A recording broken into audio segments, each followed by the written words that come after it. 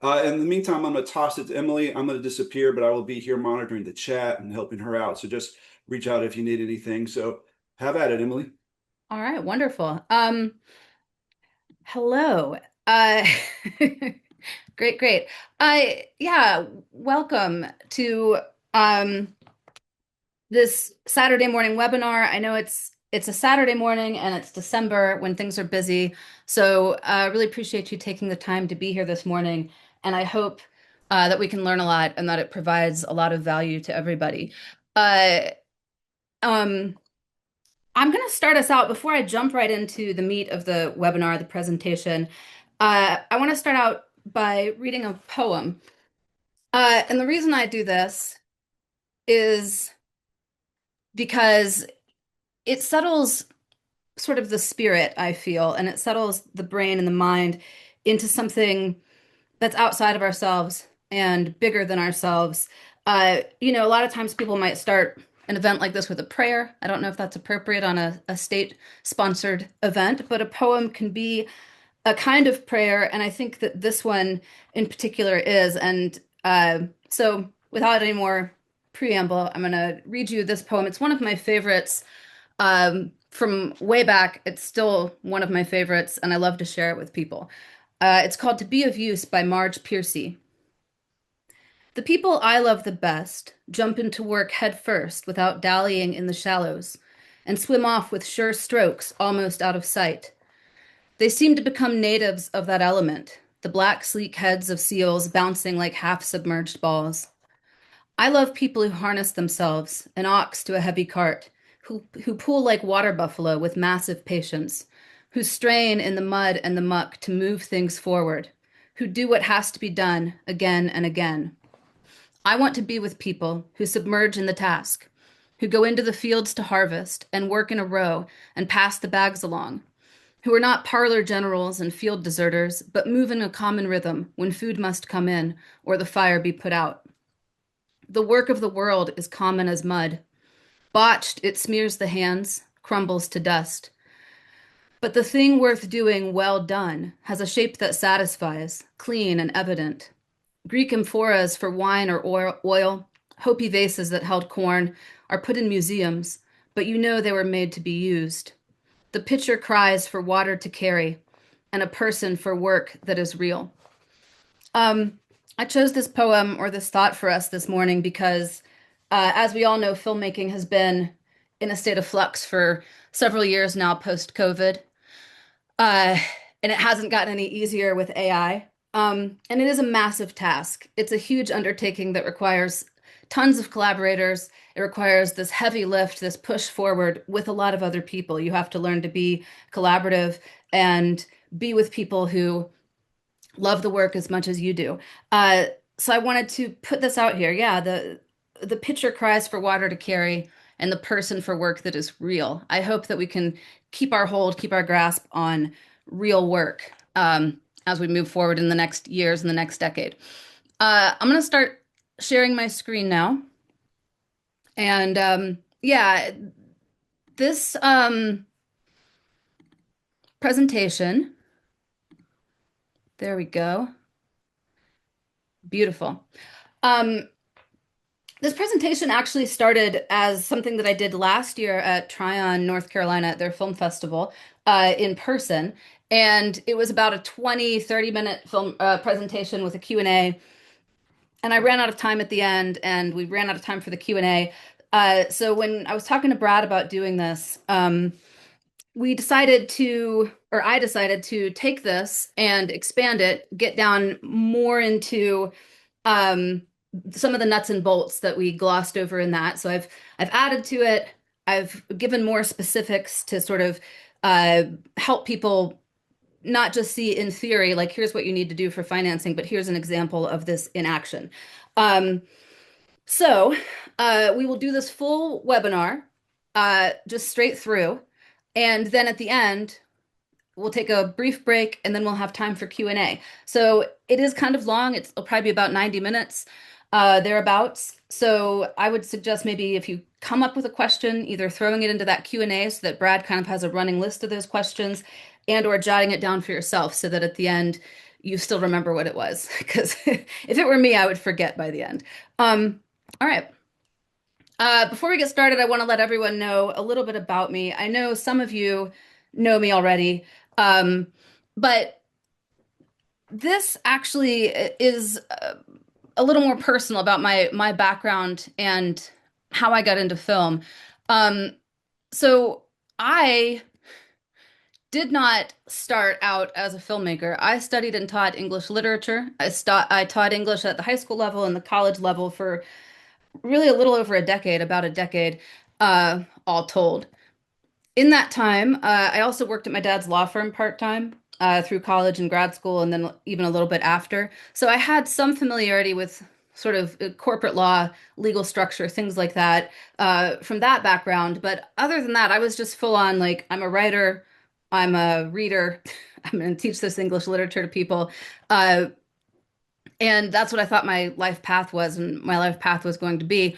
And then last but not least, I always assumed I was really bad at math.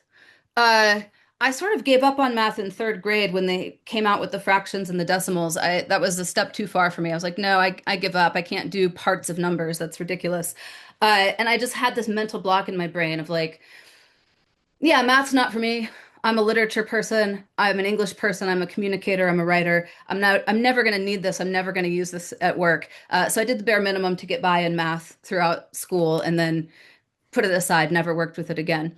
Um, the thing there, though, is let's flash forward to today. And in 2025, I was executive producer on four different independent feature films. I have some of the posters here for them. We have Adventures in Zero World, Shadow of Doom, which actually just had a screening event in Dallas this week on Wednesday. That went really well. Very excited about that. It's a retro sci-fi comedy. It's great. I'm very thrilled and excited about it. I did Same Same But Different, which is up in Cape Cod. Um, and it's a rom-com, like a Persian wedding movie. Woman, immigrant is gets married to her billionaire boss's son so that she can get a visa and stay in the States. And of course, they fall in love for real. That one was so much fun as well. It's wrapping up post-production right now. We've submitted it to a bunch of festivals. Excited to see where it lands. The third one was Money by Sundown, and that was shot right here in South Carolina. And it's a like a Southern hillbilly heist, also a comedy, a dark comedy. I'll put it that way. And then last but not least, I was sort of consulting executive producer on a film called I Always Hated My Brother, which was a film shot down in Waco, Texas. We don't have a poster yet. They just wrapped like in September. But here's a few pictures from the set. You see a hang gliding scene, a cow wrestling scene. This slide is hilarious to me because like everybody else, I put an action shot of myself in the bottom left corner. Like everyone else gets to sit in golden tubs and get like cool shots done or wrangle cows or hang glide. And that's my action shot. I'm just at a table with my laptop the whole time. But yeah, that's my role on the film. There's me. I'm showing you these to just show like sort of the range of what's possible within the independent filmmaking space. These were all different budget levels, different audiences, obviously different genres. But they share to me a uniqueness in their style of storytelling and their worldview. This is why I got on board with them as an EP. What we have here is someone who went from thinking of themselves primarily as a teacher, an artist, to someone who is fairly comfortable, doesn't know everything yet. Always want to emphasize that, but fairly comfortable executive producing independent films in multiple states, multiple places, running the budgets for those, running the math for those. And uh, my reason for sharing this with you at all is because I think a lot of people stress about the money side of things or the financing side of things a lot because it doesn't feel like their native element. You got into filmmaking because you have a story to share, because you have some art that you want to put in front of an audience, get out into the world, or a part of you that you want to share with the world. And then you get into it and it's like, oh, wait, somebody has to like run spreadsheets and somebody has to do this and that and this and that. And it's massive. It's a huge undertaking. But it's not impossible and it's not out of reach for you. It's actually fairly simple. It's not easy, but it is simple. Um, before we move any further, I always like to start uh, before we kind of dive into the the numbers. We'll put it with, I mean, the webinar is called Filmmaking by the Numbers. Before we get into the actual numbers, I like to start with three assumptions. Um, and these are assumptions about you, about the audience, and then also kind of about filmmaking in general. The first assumption is that there is no right way. What I mean by this is there is no one right way to raise money for an independent feature film. There are a lot of wrong ways. There are a lot of unethical ways, immoral ways, illegal ways, or just even neglecting all that or forgetting all that. There's just some unwise ways to raise money for a feature film. There's some ways that will set you up for failure instead of success. In general, I'd like to tell people that my rule on raising financing for a feature film is don't lose your spouse, don't lose your house. Uh, don't put a mortgage on your house. Don't tick off your significant other so badly that they run off and don't ever come back. I'm fortunate that I work with my spouse in the business, so I won't. That's not a problem. I'm just working on keeping a hold of the house. Um, but yeah, there's no one right way to raise money for film. And I say this, I let people know this because in this business, unfortunately, there's a lot of, and I think it's because it's difficult, but there's a lot of sort of jostling for position sometimes, or there's a lot of like, oh, well, there's a lot of fear mongering, frankly, a lot of like, oh, you might have done one thing slightly wrong, you might have done this slightly wrong. And truthfully, you probably did. This is a fire hose of information, and there's no way to learn it all on your first go. So there's no right way. This is deeply connected to the second one, which is that it is okay to be where you are.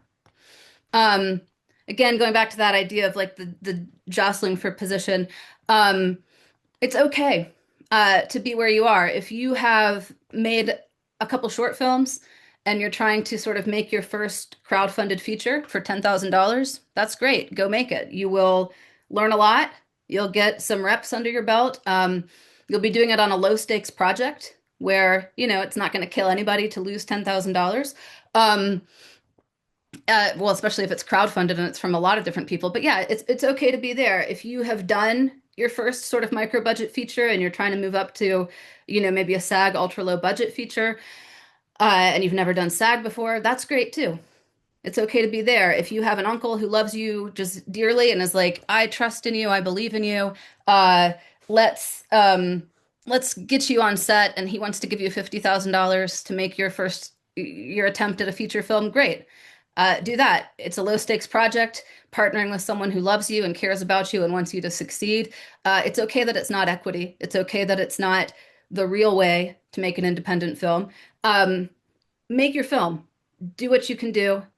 Get the money that you can get. Make one, learn from it, and then see where you are and if you want to make the next. If you kind of just like making movies in your community with people you love and care about, that's great too. It's okay to be where you are. And then the last assumption is that you, meaning everyone on this webinar, everyone on this call, wants to tend toward going pro. Uh, and again, those words are chosen very deliberately. Like you want to tend toward going pro. I don't feel like you ever fully arrive at like, oh, now I'm pro. I have nothing left to learn. I've made it. I don't feel that way. I don't know any filmmaker who feels that way. I've hung out with a lot. I've hung out with filmmakers who are so far beyond me in their profession or in their career that it kind of makes my head spin. And I'm like, oh man, if I could get where they are, I'd be so thrilled and happy. And then they're talking to me about their anxieties or what they want to try to do next or how they feel like they haven't arrived yet. And I'm like, oh, geez. So I want to assume everyone here is trying to move along in some direction on their career towards professionalism. So every film you make, I'm assuming that you are stretching a little further on the creative, stretching a little further on your people management skills, stretching a little further on your script writing skills, on who you partner with, the people you bring in and bring around you. Your Rolodex should grow with each film that you do. All of those sort of uh, production and pre-production skills, development skills, those should all be growing.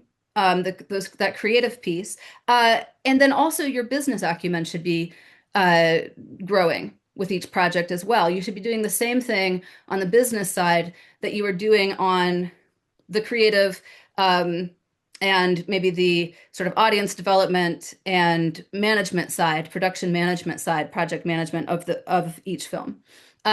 So yeah, if that's not you, if you're like, no, I just kind of like where I am and like making films with people I know, and I don't really want to grow or go pro, I'm just having fun with this. Again, I'm going to refer you back to point two. It's totally okay to be where you are. There are much worse hobbies to have than film. Um, film is fun. It's communal. It gets people together. But the rest of this might be a little boring for you. So I apologize for that in advance. All right. So here we go. We're going to get into it. How to fund your film. And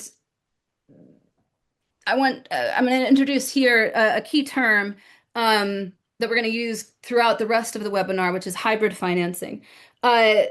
So hybrid financing, some people like to think of it as like layer cake financing. And the idea of it is just what it sounds like. All financing comes from a layer cake or a patchwork quilt or whatever metaphor you want of sources. And in general, the foundation of that hybrid financing or that layer cake would be all of your soft money, your development funds, your tax incentives, your film incentives, everything like that. What we'd call like maybe the filling or it would be your debt and your industry financing. And don't worry if you don't know or understand these terms yet. We will get into them on future slides. And then the icing, the top of the cake, the very last thing you put on your financing plan is that private equity.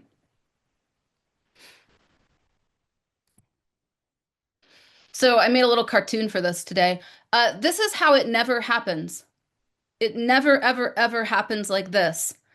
Filmmaker comes, I have the best idea for a movie, and a high net worth individual says, I love it. Here's $1 million.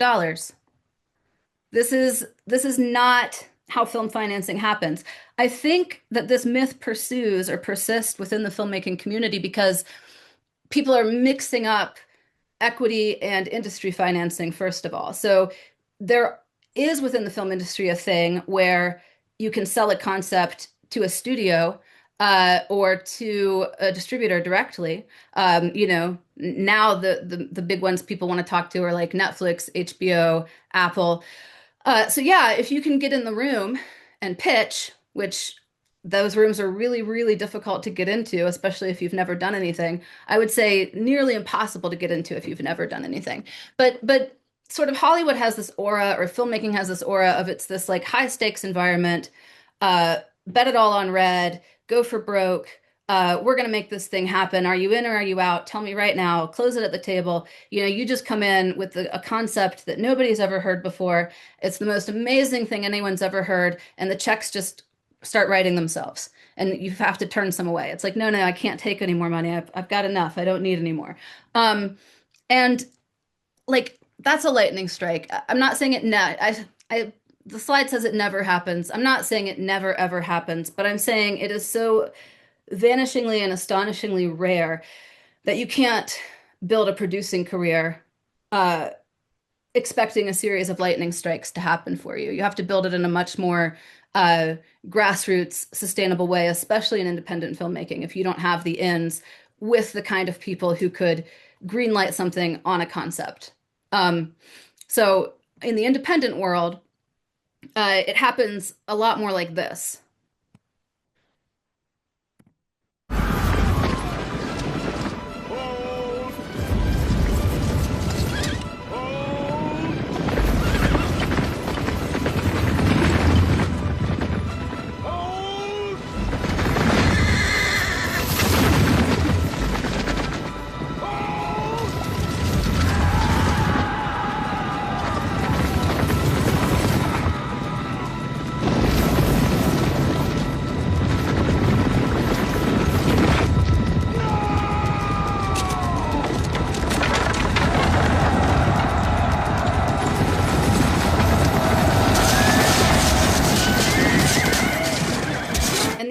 here is you have all these people coming towards you, wanting something from you, wanting things from you, and it feels urgent. It feels really, really urgent, and it kind of is. But you're gathering your resources, your crew, your talent attachments, um, people who are going to be in your corner when this thing is actually ready to launch and trigger, and you're keeping it all, your soft money, your tax incentives, your grants, whatever else. It's the financing side and the crew side, everything together, keeping all these plates spinning, keeping them in this holding pattern, just waiting for that private equity to land. And then the moment it lands, it's like, all right, now go. And everybody has to be ready to go at once you pull that trigger. The biggest thing here that I'm trying to get across to especially people, independent filmmakers, is that a lot of people think that the equity happens first. Someone, here's your idea for a film, writes the check, and you're in business, and then you worry about all the other pieces. And that's really not how it happens. And you're not going to be successful if you're approaching it that way. What happens is you get all of the other pieces together first, and then you approach your equity. That's the fundamental shift that needs to happen in your thinking if you're going to successfully approach people and ask them to become partners in your project with you. So we're going to dive into what I call a simple but not easy, just three-step process for pulling together the financing for an independent film production, and specifically for getting your project ready to take it out for pitches, for pitch meetings, and talking to high net worth individuals or people who might put equity into your project. So step one is to know the content value chain. And I put this as step one because, I mean, you would look at this, and a lot of people who've been filmmakers for a long time would be like, yeah, I know all this already. What's the big deal? But really, more than knowing the content value chain, it's being able to know and accurately assess where you are in the content value chain. Because in my experience, and I get pitches a lot from filmmakers, or pretty regularly. In my experience, most independent filmmakers are not, either they don't know or they're not being realistic about where they are in this content value chain. So just to go over it really quickly in case this is new information to you, we have here, step one is development, and I've broken that down into three parts: rights acquisition, if you are acquiring any rights, that's the baseline rights to write the story that you're writing. That's if it's based on any other kind of IP. I have had meetings with people, pitches with people who tell me that they're writing a screenplay based off some really popular book or even a not so popular book, but I'm like, oh, great, do you have the rights? And they don't know what that means. And I was like, so that's step one. You have to have the rights to write the story. If you are doing an original story, if it's your own IP, that step doesn't apply to you. The next step is story development. That's just everything you do to get your screenplay written and perfected. And then the last step is project development. And this is where a lot of people get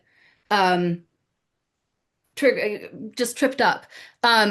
So people will come and start pitching private equity sometimes before they even have a script, but often like right when the script is done, they're like, okay, now it's time to take it out to private equity because the script is done. What else do I need? Sometimes they start pitching again because they're going back to that idea of like, all I need is the concept, all I need is this great idea, and then suddenly people are going to want to jump in and start handing me money. And they'll start pitching before the script's even done, like back at the concept phase. And that's not when you should pitch. I'll tell you when you should in a second here when we look at the timelines in a little more detail. Then you get your green light, and then you go to pre-production, production, post-distribution, sales and marketing, and then ongoing profit participation. We don't need to talk about each of those much. You know what those are if you've ever made a film or even looked into filmmaking much at all. We're going to park out right here in this sort of development green light area. So I think part of the issue here is that people kind of in their brains tend to assume that the content value chain is a really relatively stable and steady thing with each phase at equal distances from each other phase. They all take relatively the same amount of time. And so you can you can kind of predict or plan based on like, oh, this takes about 3 months, so this should take about 3 months, this should take about 3 months. Uh, and that's really not how it works at all. Uh, a true content value chain looks more like this. The development phase, I have it here taking up half of the timeline, but it could take up way more than that. It could take up 2/3 of the timeline. You could be in development for 4, 5, 10 years. I hate to say that, but yeah, you could be. I hope not. I hope you can move it along a little faster than that. But development can be a long, long time of your project's life cycle. And then once you get the green light, things start to move really quickly. You get pre-production done in a month or two, production in a couple months, post-production, maybe editing 6 months, post-production a few more months, and then you're out into distribution. That's a couple months. So it's like a year to a year and a half. These phases are pretty well set. From green light on, you can uh, parcel out your time and kind of predict where you're going to be a month from now, 3 months from now, 6 months from now. But the development phase, it's that holding pattern we were just looking at with the Braveheart clip. It's like, all right, I'm still gathering all my resources. I'm gathering all my resources. I'm gathering all my resources. And you just spend a lot of time doing that and trying to get your project into a place where it will attract the equity that it needs or the financing that it needs to get the green light and to get made. Um, One note here, and I've had people ask me this before, like, well, what's so wrong with being excited and going out to private equity when you are still in the rights acquisition phase or when you're still like you've got a first draft of your script and you're still perfecting it? Isn't it great to like get people interested in your project early rather than late, rather than at the last minute? Isn't it wonderful to like get them on board and excited uh, for the whole journey? And the answer to that is no, absolutely not. That's a terrible idea. And the reason it's a terrible idea is because the content value chain, which I'm just now realizing that term might be a term of art and a new term to everybody or to a lot of people here. So the content value chain, um, it's it's the sequence of stages that takes a film project from idea to audience. And it's called the content value chain because you add value at each stage. And each stage actually can create um, new new assets. Like the script is an asset. The if you acquire rights, those rights that you've acquired are an asset. So you have an asset, you've acquired these rights, then you've turned it into a screenplay. Well, that's worth more. That's a more valuable asset than just having the rights. Having the rights and the screenplay together creates an asset that's worth more than either of those pieces separately. Then you attach um, a producer, a talent. You create a website, you create some social pages, and get an audience started to build around this project. Each stage of this content value chain um, is an asset in and of itself. There are people that can get involved at each stage. It creates really a very kind of complex network of profit participants in the final project, if the final project ever moves all the way through to the end and gets distributed and then gets into sales and marketing. It's this complex network of revenue and these profit participants. And each of these assets can actually be bought, sold, traded on, produced, not produced, etc. There's different things that can happen along at each stage. So like you could pick up a screenplay for development. I actually just did this a week or two ago. Um, and you can help them package up that whole screenplay to a certain point and then be like, all right, I'm done with this. I'm gonna pass this all off to a bigger studio or a different producer. They're gonna buy me out. So yeah, each phase is kind of its own thing, and then they all work together to create the completed project. So the reason it's really bad to go to private equity way back in the rights acquisition or the story development stage, or when you only have a concept in your mind, is because the content value chain is actually also what would I call it? Like the risk mitigation chain, uh, or it's also the timeline for recoupment for an investor. So if you're getting an investor involved way back at the beginning, then they have a really long time before they're going to get their money back, before they have any chance of getting their money back. If you get them involved right before green light, like if you have everything else lined up and then you go out to private equity and you say, all right, we have everything else lined up. Now we just need this to get us to set. Then their timeline for recoupment starts at around a year to 18 months. And you know that and you can predict it. Um, it's predictable for them, it's predictable for you.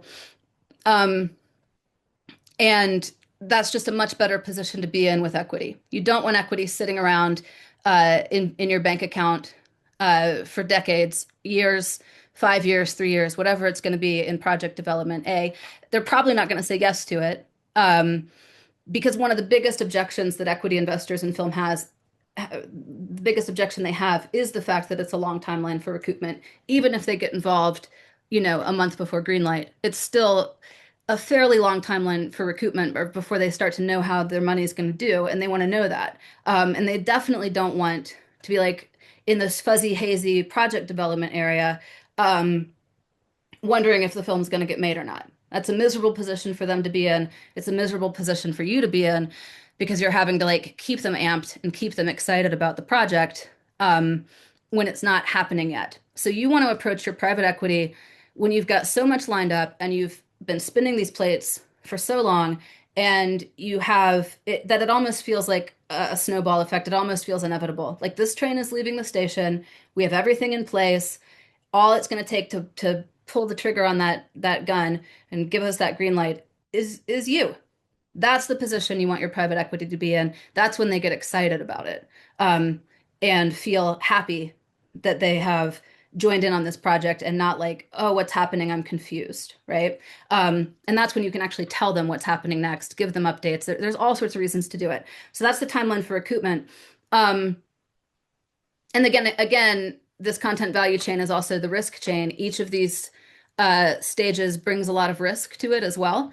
And the second biggest objection that potential equity investors in film have is the risk. So by knowing where you are on this value chain, by accurately assessing it and coming to investors at the right moment, you are showing them that you value their money, that you value their time, that you are doing everything you can to protect them from the potential downsides and to create the least amount of risk for them as possible within a film project. All right. So let's look briefly, what is project development? I've written down a few things here. This is not an exhaustive list. I'm hoping that when we get into the Q&A, we can talk a little bit more about some of this stuff. But project development, I mean, it's great. You can be creative. It's anything and everything you can do to make your project more viable for private equity. So it can include things like getting coverage scores from readers. It can include attaching talent, attaching a producer. You can film a scene or a sizzle. You can location scout and build a location database. You can build a Pinterest board of potential locations, of potential wardrobe choices. And these are things that are happening both on the business side and on the creative side. It's kind of all happening together. You can do a table read. You can record that table read. You can talk to distributors in advance about what they want to see, about what actors would move the needle in distribution. You can produce music. We've done music films before where we had a little money and we were able to produce some of the music and put that on a website that only potential investors could access. And then that helped like, oh, okay, I can hear it now. I can see it now. I'm looking at all these locations. Like it's all the stuff you do to help people visualize what you have in your head. And it's again, adding value to the project. You can do market research. You can build an audience in advance. You can create your business documents and finance plan, which is a lot of what we're going to be talking about today. You can do something that I call a personal audit. And this is something I really like to do before a film project. And this is because a lot of times we have a tendency to think really in black and white terms about what is capital or what is funding. And the truth is you have a lot of resources at your disposal already. And so with every project, I really like to like look through it and be like, okay, what do I have? What's my Rolodex? What's my social capital? What kind of locations do I have access to? Um, yeah, what's my human capital or social capital? Like who do I have access to? Where do I have access? What do I have access to? What are the things you already have in your arsenal that you don't need anybody else's permission to use, or you have friendly people willing to let you use? Like those add value to a project as well. And they're a good thing to share with potential investors. Like, oh, we have this huge house. It's a two location shoot, and one location is totally covered because it's my great uncle's huge southern mansion, and he's letting us shoot there the whole time for free. And we're also going to house people there. That's going to save it, And you probably kind of know this intuitively, or have even done this. You might still be taking your project out too early, or just not have the other pieces in place correctly. But I always like to do a really intense personal audit of like, all right, what do we have that we can bring to bear on this project to make it cost less money, be less risky, maximize this potential for reward on the other end of the project. And I'll say here too, like a lot of people weirdly tend to think of film business as fundamentally different from any other business, and it's not. It's very similar. At the end of the day, it's all about your balance sheet. It's revenue minus expenses equals your profit. We'll look at that in a little more detail later on, but uh, I know people who like flip houses for a living, and one thing they say a lot is you don't make your money when you sell your flip, you make it when you buy your flip. The same is true of a film. A lot of times you make your money um, when you buy the film. In other words, through your budget, like making sure you don't spend too much and also that you get the right kind of money involved in the project. So again, not an exhaustive list. I'm sure y'all have done creative things too to kind of get your project up off the ground and going, and I hope we can talk about those a little bit in the Q&A. All right. So you know where you are on the content value chain. You've accurately assessed that. You're not going to take your project out too early. You've started to do some project development. One part of that project development, and step two here, is to build your financing plan and your waterfall. So we'll talk about each of these very briefly because we're going to get into them in more detail in a little bit. But when you're looking to build your financing plan, you need to look around at all the different sources of financing that you possibly have that you can gather together. The first one that I always look to and that producers usually look to is any state production incentives. This is typically your first money in. It's not real money yet. We'll kind of talk about that in a bit. But it's your first money in. So recently, South Carolina introduced a new proviso that drops the minimum spend in South Carolina for South Carolina-based producers, drops it from $1 million, which is a lot of times out of reach for a first-time filmmaker, to $250,000, which is not out of reach. And it's 25%. So now you know, before you look at any other sources of funding, any equity, anything else, talk to Matt Storm, talk to Brad, talk to Dan Rogers, start showing them your project, and get that 25% lined up. Or, other states do it as well. The film we shot in Cape Cod this spring, Massachusetts, also has a great film incentive. It's also around 25%. It starts at $50,000, which is insane. It's great. But you line that up first, and it's like, okay, well, now you've already got 25% of your budget raised, and you only need 75%. Then I would look to banks and production incentives, or no, sorry, local grants and production incentives. A lot of places also have sort of like hyper local. So if you've zeroed in on where you want to shoot, and you know you're going to get your state production incentive, then you can say like, okay, well, does Spartanburg have any local grants or incentives? Does Greenville have any local grants? Does Charleston? Because those exist as well, and they're not going to be as much, but they are something. This next one, bank financing / pre-sales. We won't talk about that much because they've kind of gone away, and there's a lot of complicated reasons for that. That's kind of beyond the scope of this presentation. But I will say they used to be a huge foundation or a huge bedrock of independent film financing, and now they are very rare. and difficult to get. Uh, Not impossible. Again, nothing's ever impossible, but it's just not super common. So a big part of independent film financing now is around what do we put in place of those pre-sale agreements? Those pre-sale loans is really what they are. They're loans to the production. How do we make up that financing piece that's now mostly missing? Some ways I have suggesting here, crowdfunding, of course, everyone here knows about crowdfunding, but you can use it not just to fund like a whole short film, but a piece like development or some piece of a larger film, and that can go into your whole financing plan.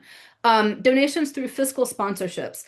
Fiscal sponsorship is when a nonprofit organization takes your project under its wing and makes you a 501c3. It's through the umbrella organization who's serving as your fiscal sponsor. There are companies or organizations that do this specifically for film. I do have resources slides at the end. I'm going to mention one that I've used in the past very successfully. Um, but yeah, it's this way of like uh, people can donate to your project and get the tax write-off because they're donating to an art project through a company that or through an organization that has a 501c3 status. You can also find fiscal sponsors on your own, and I have done this before as well. Um, the issue with this is the IRS is pretty strict on who can claim 501c3 status. So the organization you find has to have some sort of arts or media already written into its mission statement with the IRS because it can't go outside of its mission statement and still be considered um, a nonprofit organization. So uh, if you find an organization like that and you can do this privately, great, because a lot of the organizations that do it for film take a small percentage and you could probably get more of a direct pass through with a personal relationship. But there are, again, organizations that are set up specifically to do this for film and have it in their mission statement that they exist to support and promote the film arts in the United States. If you get a fiscal sponsorship, it opens up something for you called corporate matching. And this is really powerful because, and I've funded a couple films this way now, or funded a good percentage of the film. So a lot of corporations, big corporations, usually not small corporations, but big corporations. So think like Netflix, Intel, Google, big tech corporations, big banks. PNC does it.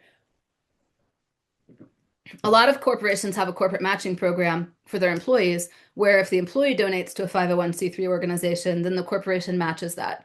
Often it's 1-to-1, sometimes it's even 2-to-1. So you could set up a situation where somebody is donating $1,000 to your film or 2,000 or 5,000. Like Netflix matches up to 10,000 a year, and they match 2-to-1. So someone who works at Netflix could donate 5,000 to your film, and then Netflix would come along. It happens a couple months later, so you kind of have to plan this in advance. But you'll get 10,000 from them. It's kind of insane. But again, you have to know people who'd be willing to do that, who'd be willing to donate, and even in smaller amounts, it adds up fairly quickly and can create a significant chunk of your budget. Crowdsourcing, different from crowdsourcing / in-kind contributions. So this is anything that takes money off your balance sheet or out of your budget. A common one is someone letting you use a location for free, donating food, any kind of donations you can get that aren't money, that are in kind.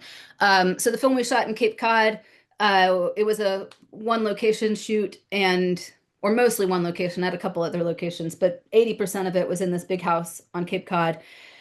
And they had become friends with the owners and they used it as an Airbnb and they just gave us a massive discount. We still paid for it, but it was like 1/3 or 1/4 the cost of what it would have been. And that becomes an in-kind contribution to the film itself because you're then not having to spend that money, obviously. Other grants, I haven't used grants as much, mostly because I do narrative feature films and usually comedies. And there just aren't as many grants for narrative, more comedy, maybe more audience friendly, let's say, kinds of films. They're usually the grants are for issue films or documentaries. There's tons of documentary grants. So if that's the kind of film you're interested in or you're trying to do, there's grant opportunities out there for you. And then last on this list, but not least, product placements and sponsorships. This kind of comes in once you are actually ready to go to set. And there are some companies, I don't have this on my resources list, but maybe I'll add it and give it to Brad to send around to people. There are specific companies that this is all they do. Um, and they just give you stuff to use in your film, and it's really cool. It's stuff you don't have to pay or buy for, and a lot of it is stuff you can use in craft services. Like I haven't paid for drinks and craft services in 10 years probably, because there's always a drink company willing to do a product placement in exchange for product, for lots of product. So the reason all of those are in green is because those are all what's called non-recoupable funding. And non-recoupable funding uh, is funding that doesn't have to be paid back. It's gold for you because every penny that you get in one of these green categories, every dollar that you bring in, or every dollar that you don't have to spend, uh, is minimizing what you actually have to go out and ask investors for and the debt that you have to take on. This is mitigating risk for investors and also maximizing their potential reward as well as your potential reward. And we'll look at why here in a second. So after you've lined up as much possible non-recoupable funding as you can possibly like get your grubby little hands on, and you're just trying to pull it in from all different sources. Okay, I got this, I got this. You want to look at that and see what you have. And then you start looking to cover the gap. And the gap is what's left between these funding sources that you've lined up and your budget. So some ways to fill that gap is through industry financing and debt. And that's just literally taking out a loan because you've raised 80% of your budget and they think your film's going to be successful or you have a good business plan and you can get a loan for the rest. And then equity financing. I have here goal for equity financing is 50%, and your max should probably be 60%. That's of your total financing plan. 50 to 60% of it should be equity financing. And if possible, less. Like I often try to get it to 40. Um, and the lower you can get it, really, the better. Okay, I'm gonna do a quick note on the quote unquote financing plan here. This is just really just definitional. So a lot of times when I'm meeting with filmmakers or I'm talking to filmmakers who have a project to pitch me, many times this has happened. I've said to them like, okay, well, what's your financing plan? Meaning, where is your money coming from? And they're like, oh, we have that, and they send me their budget. So this is just a note. Your budget is not your financing plan. You need a budget, but it also doesn't come before your financing plan. What needs to happen, or again, this fundamental shift in thinking that you need to have happen, as opposed to go to equity first versus go to all the non-recoupable sources first. That's the first shift that needs to happen. The second shift that needs to happen is you need to understand, like a lot of filmmakers get really hung up on the budget, having the budget. I need to have my budget done. And then they'll even spend money to get a budget done. And they haven't done anything to talk about what their film is actually going to be worth in the market. So what needs to happen is you determine the market value of your film first, and then you use that to develop your financing plan. All right, here's what the market value is going to be. Now I create my financing plan. And then once you have your financing plan, so it's like this is what this is the money your film is worth. This is how you're going to get that money, the financing plan, and then the budget is how you're going to spend that money. And the budget should come last. In terms of like priority of importance and you're thinking about it. I'm showing you here a sample of a really simple pie chart of a financing plan. Uh, I'm going to click over actually really quick to the spreadsheet itself.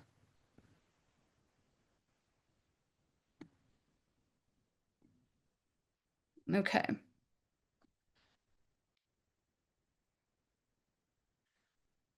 All right. Um, can someone in the chat let me know if the spreadsheet's now showing up for everybody? Okay, great. All right. So, this is a sample of what would look like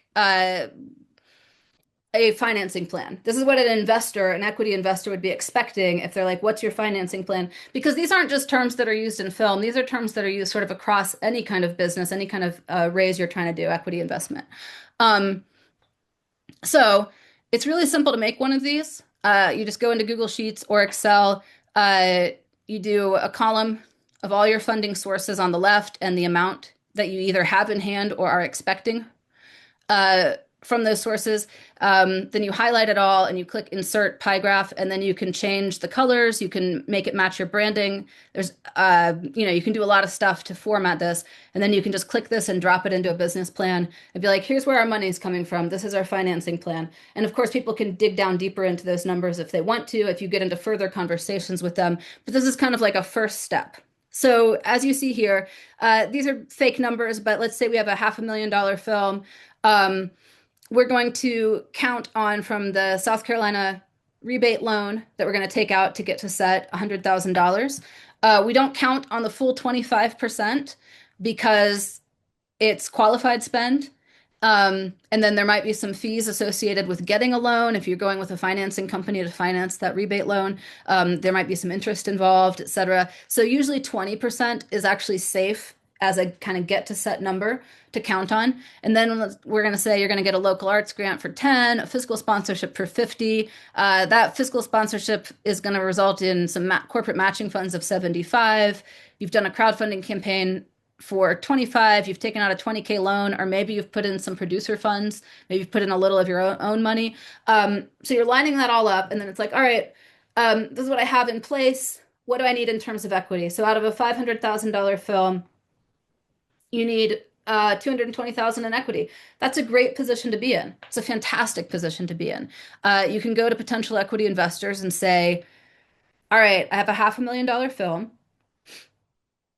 and only 240 of that, the debt financing and the remaining and the equity, only 240 has to be paid back. 260 is essentially free money to the production.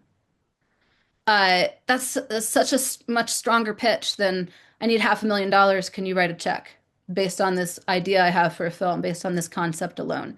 Um, it protects them, it protects you, it gets you into the profit split much faster, much cleaner. So yeah, this would be sort of my first step. If I were building my financing plan, I would say, okay, what are all my sources? I'm going to visualize them. I'm going to get them into a format that's easy to read, easy to see, just clean, solid numbers. Obviously, sometimes a grant literally is exactly 10,000. Usually none of these things are exactly 25 or exactly 100, but you're using clean round numbers to estimate here's what you're going to get from each source. All right.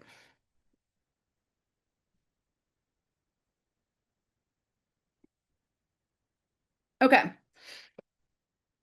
The next step, after you've kind of created that financing plan and looked at it, is to create your waterfall. This also can get plopped right into your business plan or your investor FAQs or whatever the documents are that you're creating to go out to private equity with. This one here, this is just a graphic. There's no actual numbers on this. It's just a visualization tool of what revenue flow could look like for your film. A waterfall, again, this is a term of art in finance, and it applies to any kind of investment, not just a film investment. What a waterfall is it can actually turn into a legal document, and eventually it actually will, but it is a visualization of how the revenue flows back to your production once it's out in sales and distribution, and then also the order of priority for that revenue flow. So here, just in this sort of general graphic of like, here's how to understand a film investment and how a film investment works. Like this would be different if someone was investing in some new tech or in a product. Like a product development cycle would be different than a film development cycle, but the concept behind it is the same. So in film, here are some of the sources of revenue: theatrical, non-theatrical, theatrical, home entertainment, television, VOD, and then we just have this big bucket of other, and that's changing a lot now. There's crazy things happening in distribution, as I'm sure you all know. There's like clips licensing and airlines licensing and foreign airlines. Um, but yeah, you're kind of like, okay, here's all the possible sources where money comes from. And you just need to be realistic and kind of show people like exhibitors, retailers, whatever, they hold back about 50%. And then there's fees that are usually around 10%. So really only 50 to 40 to 50% passes on from all these revenue sources to this category of gross income received by distributors. So your distributor will kind of get all this money in, collect it all. Then they have to recoup their they call them P&A costs. It's advertising. There's not really any prints anymore, but marketing and advertising costs, anything they've spent there, they recoup that, and that turns into the net income. They take their fee, which is usually about 20%. That goes to the sales agent if you had one. The sales agent had their own costs to sell the film. They recoup that. Then that passes on, that becomes net income received by sales agent. They take their fee, which is like, 7, 8, 10%, something like that. Then you're all the way back down here. Your producer gross income is here. You repay your budget to your investors plus their preferred return. And then this little tiny little green piece down here, all the way at the bottom, becomes the producer's net profit. Um, so this is something to understand before you kind of get into a film investment. Like, um, oh, sorry, I did not mean to move on. Where you're going to come in on the profit sharing. Producing is a long game when it comes to finance and financial sustainability. It's not a get rich quick scheme. It's not a get rich overnight scheme. You are at the very bottom of this waterfall, and you only get money if all these other people get money first, and especially your investors, they get money first. Um, so I'm going to look at like what that looks like in action. On like with numbers and on a spreadsheet. And I was only able to screen cap a little bit of this. So we'll click into it real quick. And again, this is another thing that you can just like pop right into uh, a business plan once you've made it. You can copy it all, screen cap it, whatever. I'm trying to make my screen a little bigger here for everybody. All right. Uh, so this is a sample. It's really like a waterfall builder tool that I've created for when I'm putting together a financing plan and project documents to take out to investors. And you add to it as you develop the project and you get new participants in, and as your financing plan comes together, you start building out this waterfall. And so just going to look kind of quickly at what it looks like. You can add a third scenario here if you want to. So what this shows is the party, that column, these are all of the profit participants in the film itself. Priority means the order that they get paid in, and it's legal. It's a legal definition. Like the order of priority gets put into whatever your agreement is with investors, and they need to see where they are on this waterfall. When do they get paid back? One thing I often like to tell people, again, we've been talking a lot about shifts in thinking in terms of like your film as a creative endeavor and as art versus your film as a business. And I really think filmmakers are particularly adept or set up to do a great job pitching to potential investors because you're already storytellers and you already move in this world of story. And investors, they want to know what your story is. Like there's a lot of things they could potentially invest in, put their money in. They've probably said yes to a meeting with you because they're interested in something about the film process. They think it's glamorous. They think it's interesting. They love art. They love storytelling. They want to be there. So they want to know what your story is, but they don't only want to know that. So don't ever do a pitch where all you do is go through your story beat by beat. Don't do that. They want to know that. And I'm going to look at some real specifics on that in a few minutes here. But what they really want to know is the story of their money. And the way they see the story of their money is through the financing plan, that pie chart, and then the waterfall.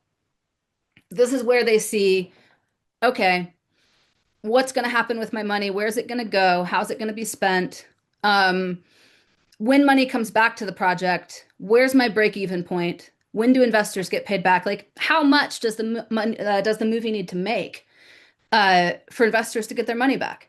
It's a key question that a lot of filmmakers don't know how to answer. And the waterfall makes it so that you can answer it and you can run different scenarios. So I'll just show you this. So ours is assuming the market value of the film. This is, I'm not going to go back to that previous slide, but we're assuming that all the exhibitors, theatrical, this is the money that's coming in, gross receipts, gross revenues to the distributor. Um, be, and this is what the distributor, I'm sorry, this is net revenue to the distributor. This is what the distributor gives to you as the filmmaker. So we're starting there at the waterfall. We kind of don't need to know all that other stuff, and the investors don't either. That's the cost of doing business. It'd be the same if you were like, if you produced a shovel that got sold at Walmart. Your investors would want to know how much money did your business get from that, not how much money did Walmart get from that, and then how did they spend that money, and what advertising did they pay themselves back for, and they want to know what's the chunk of change that you got. So please understand this market value piece. This is what you're getting after they've taken all their cuts. So this is probably about maybe 40% of what the film, 40 to 50% of what the film actually made. So in your mind, maybe just double or almost double these numbers in terms of like what the box office would actually need to be to get people paid back on a $500,000 film. So the first thing that comes out is the CAM fee. If you have one, that's a collection account management agreement. I'm doing one on several of our films this year just because you can then shut down the LLC and quit paying money to have an LLC open. They become the sort of not employer of record, but the entity of record for the film, and it kind of allows you to clean up your books, and then they manage who gets money and when, according to this waterfall that you give them. And it also is kind of comforting for investors because they can see like, oh, a third party outside neutral entity is now managing what happens with the revenue from this film. It also helps higher level talent be comfortable, especially if they're agreeing to do a low indie for 500,000. It's like, oh, they have a cam in place, so I know that if the movie makes money, I'm going to get my piece of it. So I'd highly recommend it. Then the guilds, this is SAG, IATSE, if you used IATSE, which probably wouldn't happen on a $500,000 film, but these are residuals for actors. They get paid first before you get any money, so yay. And then your sales agent gets about 10. So these are what's considered expenses on the film. And you have your total expenses here, remaining balance. Then you go into liabilities. This is all the recoupable funds, the money that you borrowed or got given to you as an investment or took as an investment that has to get paid back before you get into the profit split. And you can kind of see how it works out down each one. So if the movie made $600,000, that's what you got. The investors would recoup their equity plus their preferred return of 20%. You put 25K in this sort of fake scenario, you put 25,000 in, you'd get that back. And then the actor deferrals that came in at 50,000 each, they would each get half, and then the money would run out. If the movie made $1 million, you can see all these same numbers. You would get into a profit split. And here I've got like, once you get into the profit split, this is the key point here. So you've got order of priority 1 through 11. You have 2 9s because the actor deferrals happen at the same time. Most actors request most favored nations, so they want to get paid out at the same time, dollar for dollar of what you have available. So in this scenario, they both get fully paid their deferred payment. You get a little 10% on your cash that you lent to the production. Maybe here you have a deferred payment for producers. Maybe you worked on the project for free, so you've put in a deferred payment contract for yourself as well, which is fair. You should do that. It shouldn't, of course, be excessive, but and it comes after investors recoup, but it should be in there before profit split. And then you get into profit split. And it goes like this. I have 2 rounds of equity here, and all of these are 12 because they all happen at the same time. At the end of the waterfall, 50% of profits in perpetuity goes to investors, and 50% goes to all other participants. So anybody who got quote unquote points in the film, this is what points mean. 1 point is 1%. So 5 points just means 5%. It's kind of just industry standard to call it points. but for some reason, a lot of people get confused by that. Like, well, what's the point? What's the value of a point? It's just 1%. And really, because you're sharing 50% of the profits, it's 1% of 50%. Um, but on this, I build in all my formulas. So what'll happen is, like, let's say in scenario one, we actually did really well. We didn't make 600,000, we made 750. Um, then all the numbers just automatically change all the way down the line, and we get into the producer split and everything else. Um, so yeah, this is a cool little tool that I use, and I can quickly and clearly just show investors like, uh, yeah, here's where the money's going when we make money with this film, and here's how we need to do for you to make your money back. And you see over here, I put a little thing for non-recoupable, just to remind that like it's actually a $500,000 movie, but we didn't raise 500,000 in recoupable funds. We got some non-recoupable as well. Pardon my voice here. All right.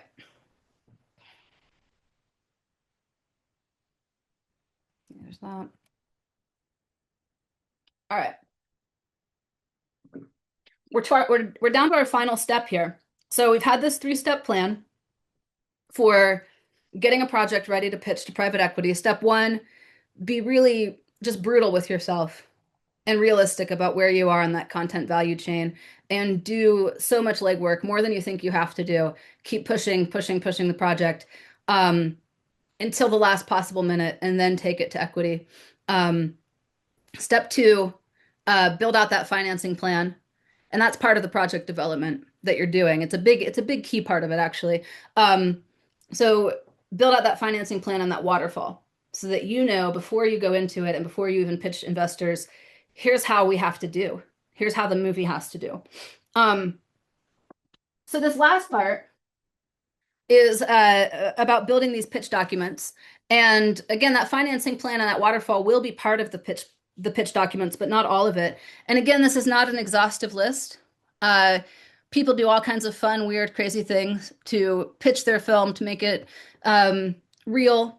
Because you're really trying to take something super ephemeral and that maybe exists mostly in your head, and then it exists on paper, and you're trying to make it 3D and bring it to life and help people see something that doesn't exist yet. And that's really difficult to do. So I think a lot of creativity is warranted here, and this is where a lot of filmmakers can really shine, as long as they have the business pieces of the pitch documents to match sort of the traditional pitch decks. Like I've seen some amazing pitch decks, even for short films, and the design elements are crazy good, and the writing is great, and it's like, but there's no business pitch documents behind that. It's all about the story and nothing about the story of the investor's money, which is what you need to make sure you have in the pitch documents as well. So build your pitch documents. You need a business plan.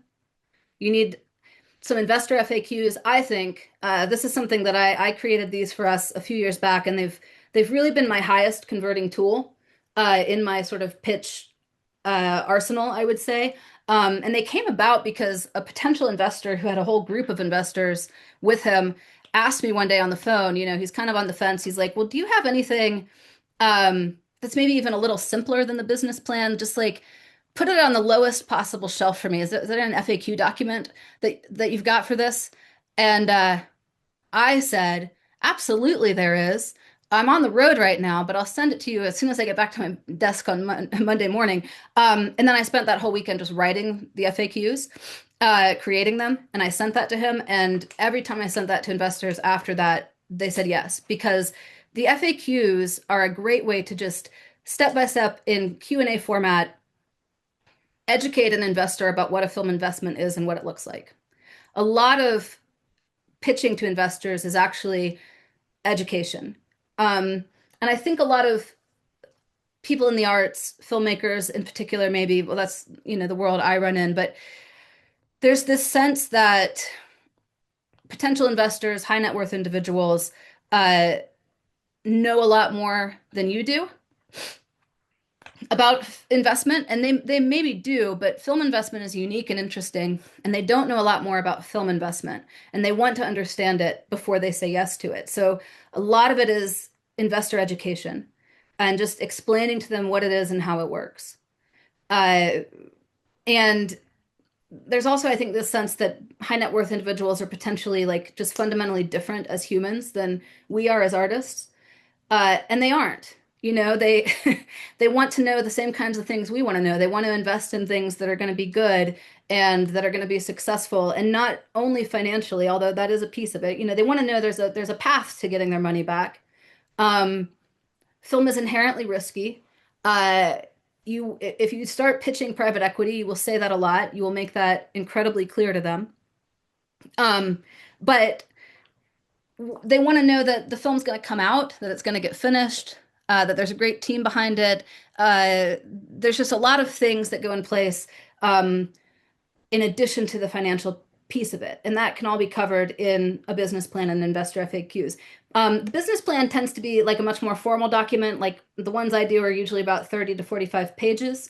Um, and in my experience, most investors read the executive summary, which is like a 1 to 2 page uh, overview of every section of the business plan, with just like, a little small paragraph of each section of the business plan.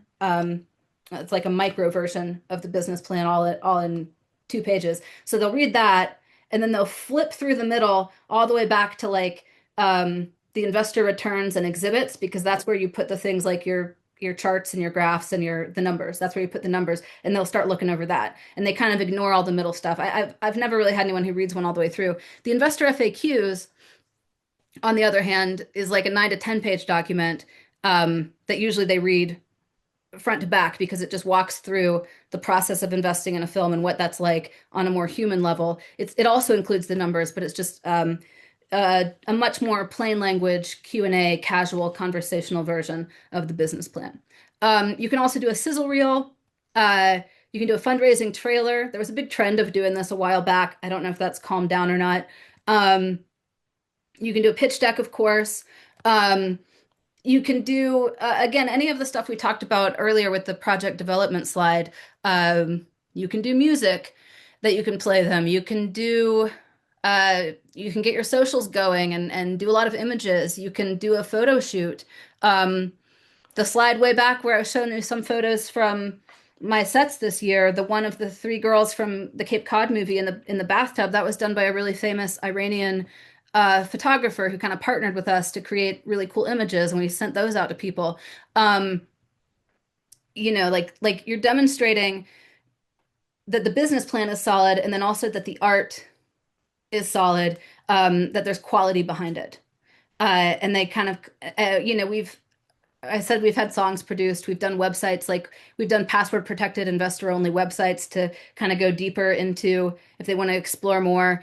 There's all kinds of, get creative with it. What do you think is going to move the needle? And sometimes you figure this out by meeting with people and getting no's, or by an investor saying, if I just had this, I feel like I could say yes to this. And it's like, okay, make it. Like these things will come to you as you kind of go in this financing journey.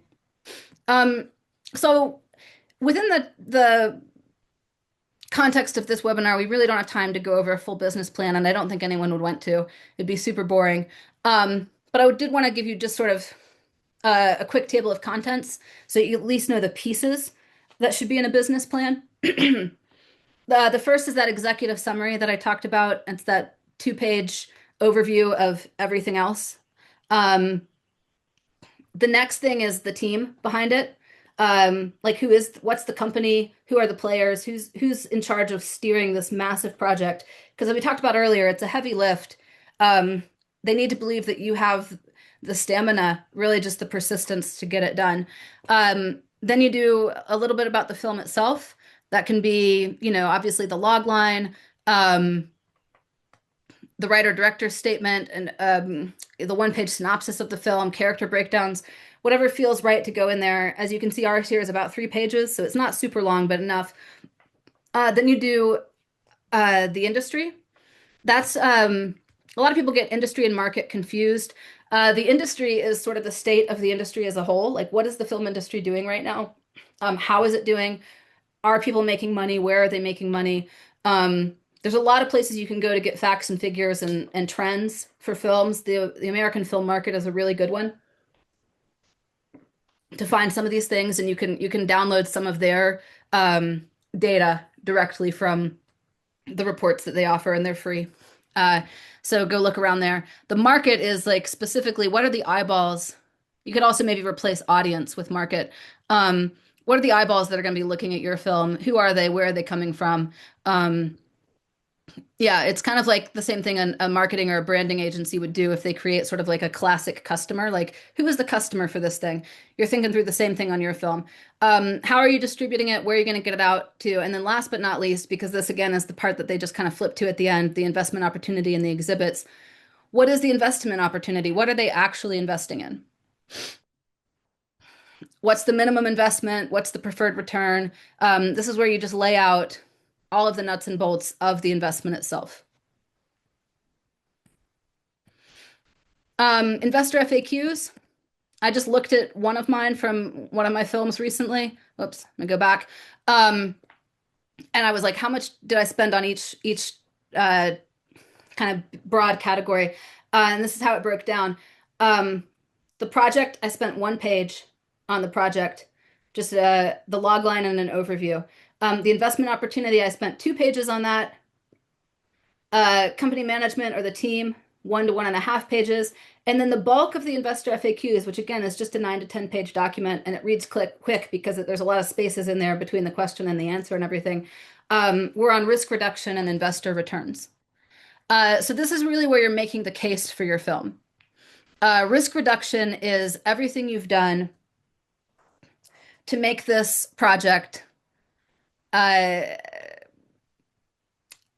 to minimize the risk as much as possible for the investor. And we've talked about this a little already. The biggest thing you can do is not take too much equity. The biggest thing you can do is line up as many non-recoupable fund sources as you can possibly find. But there are other things as well. You can talk about the talent you've attached, the audience you have developed, if you have a distribution relationship already, if you have distribution pre-sold in any way, you can talk about that. And again, I could have a whole slide. I could have 3 slides of potential risk reduction moves that you can make on a film project, and it would not be exhaustive. I think this is not as an exhaustive list is going to be um, the tagline for this whole webinar at this point. But yes, risk reduction is a huge point, and you want to make a case to the investor. Like, look at all this work I've done to make this a great deal for you, to make this something that has a chance, right? Um, and you're building a case for your film and all of this. And then the last, again, about as important and as bulky as risk reduction is investor returns. And this is where you walk them through like uh, how they get their money back and why you think they are going to get their money back. And this kind of brings us to the last 2 things we're going to talk about. Uh, and this would go in business plan and or investor FAQs and really.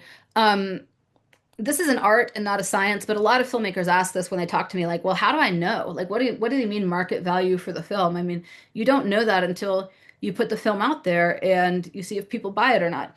And that is true. And that is true even for not just independent films, but even big Hollywood studio films. There are films that people put $200 million into and they totally flop. And there are little films that were made for 800,000 and they become Oscar winners and, quintuple their budget on opening weekend. And that people know that, and people who you are approaching for equity investment know that. They understand. One thing they do understand, you have to keep reminding them of it anyways, but one thing they do understand is that returns are not guaranteed. That you are doing your best to give forward-looking projections based on current industry trends and what you're seeing in the market, and where you're seeing money happen for films. But that could shift between when you make the film and when you bring it out. I mean, think of all the filmmakers who had all their investor returns and all their numbers lined up in 2019 and then made their film and then COVID happened, right? Things like that happen. And people who are business people and who you're approaching for equity, they do understand that, but they want to know that you've done the work. They want to know that you've done the legwork and you've thought this through and you have at least a reasonable case for like, okay, they're seeing a path to recoupment of these funds. This is not a donation. this is a business. So let's look at kind of two ways you can do that. The first way um, is kind of the more traditional way, and this is how people used to do it for business plans and all the time. This was sort of the gold standard was the film comp. I've pulled a sample here for people to look at. This is just a screenshot of one piece of it. It's actually about a 10-page report, and there's some graphs in there. And you can order these reports from a company. This one was ordered from Film Profit, filmprofit.com, and they will give you uh, revenue, like box office data that you can't see on your own, sort of behind the curtain, behind the scenes box office data from films that you choose. So you have to choose the films and send it to them, and they will create a film comp report, usually within a day or two, and then you can drop those pieces into your uh, business plan, and then you can go back to that waterfall builder that you've created, and you can create essentially. I just had two scenarios on the one I showed you. Typically, it's high, medium, and low, so three scenarios, and you're just you take sort of like, okay, there's the global ROI for these films. Um, One made back 112%, which means investors, uh, yeah, you, sorry, my brain got scattered there for a second. Um, you kind of use these as a basis for high, medium, and low scenarios for your film. Um, and the art to it is being conservative enough while also aspirational for your film. Like you don't want to go to investors and say, "Whoa, Whiplash made a 536% global ROI on its film, so we're going to do the same thing." Because Whiplash won the Oscar or was nominated for the Oscar. I don't think it won that year. I think it should have. Maybe that's why I said it won. And it had J.K. Simmons and Miles Teller, who went on to be an international superstar. And it just, it was lightning in a bottle. So it shares some similarities with your film in that it was an independent production. It had a fairly low budget. It was about music. There's a lot of justifications that for why you chose that film as a potential comp for your film. Um, but that is again, kind of a lightning in a bottle, lightning strike kind of scenario for a film. And you don't want to base your projected investor returns on that. Um,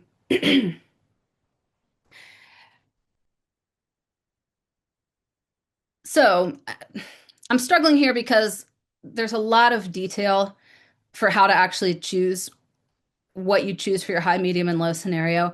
That's just way too much to get into. It's too in the weeds. Maybe we can talk about it a little bit in the Q&A. And also, I don't really use this tool anymore. I'm going to talk about the next one that I actually do use now. Um, the reason I don't use it, and if you're interested in getting a film comp just because you're curious or because you want to use it in a business plan, still do. There's plenty of people who still use film comps and make it a key element of their business plan, and they base their high, medium, and low scenarios off of it. The key thing to tell investors with any of this is not a guarantee. These are forward-looking projections based on how similar films have done in the marketplace recently. Um, and recently means like within the last 2 to 3 years. Um, and this is the best way to think of this is as an if-then scenario. Like if we perform at this level, this is how the money will flow, and this is how much your return will be. So if you make that very clear to investors, using film comps is great. I'm not saying I'll never use them again, but I've started using something a little different, which I call the audience builder tool. And this is a sample of that. Uh, so, and this is a reality. This has been developed because of the reality of how distribution is happening now and how things are going mostly straight to streaming. Because a lot of the film comps, the reason I don't use them anymore is because a lot of the film comps are based on theatrical release. And most indie films are not getting theatrical releases anymore, or if they are, they're limited theatrical releases. So if you manage to get one, I mean, that's like amazing. It's bonus. No one will ever be mad at you if you projected that you were going to go straight to streaming and you were going to make your money back based on the social following and engagement of your top stars.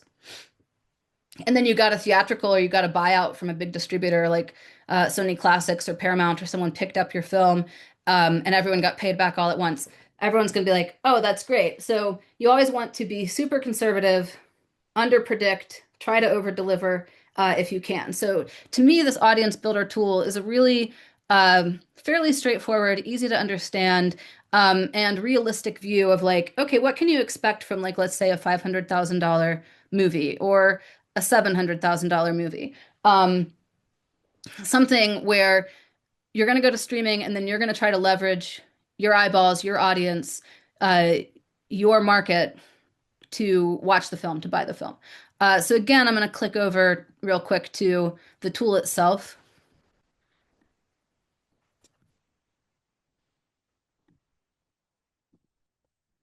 Um, so this is like a template version of it. And you can see here uh, what you do. You can set it as aggressive or as conservative as you want to. I like to set it conservatively.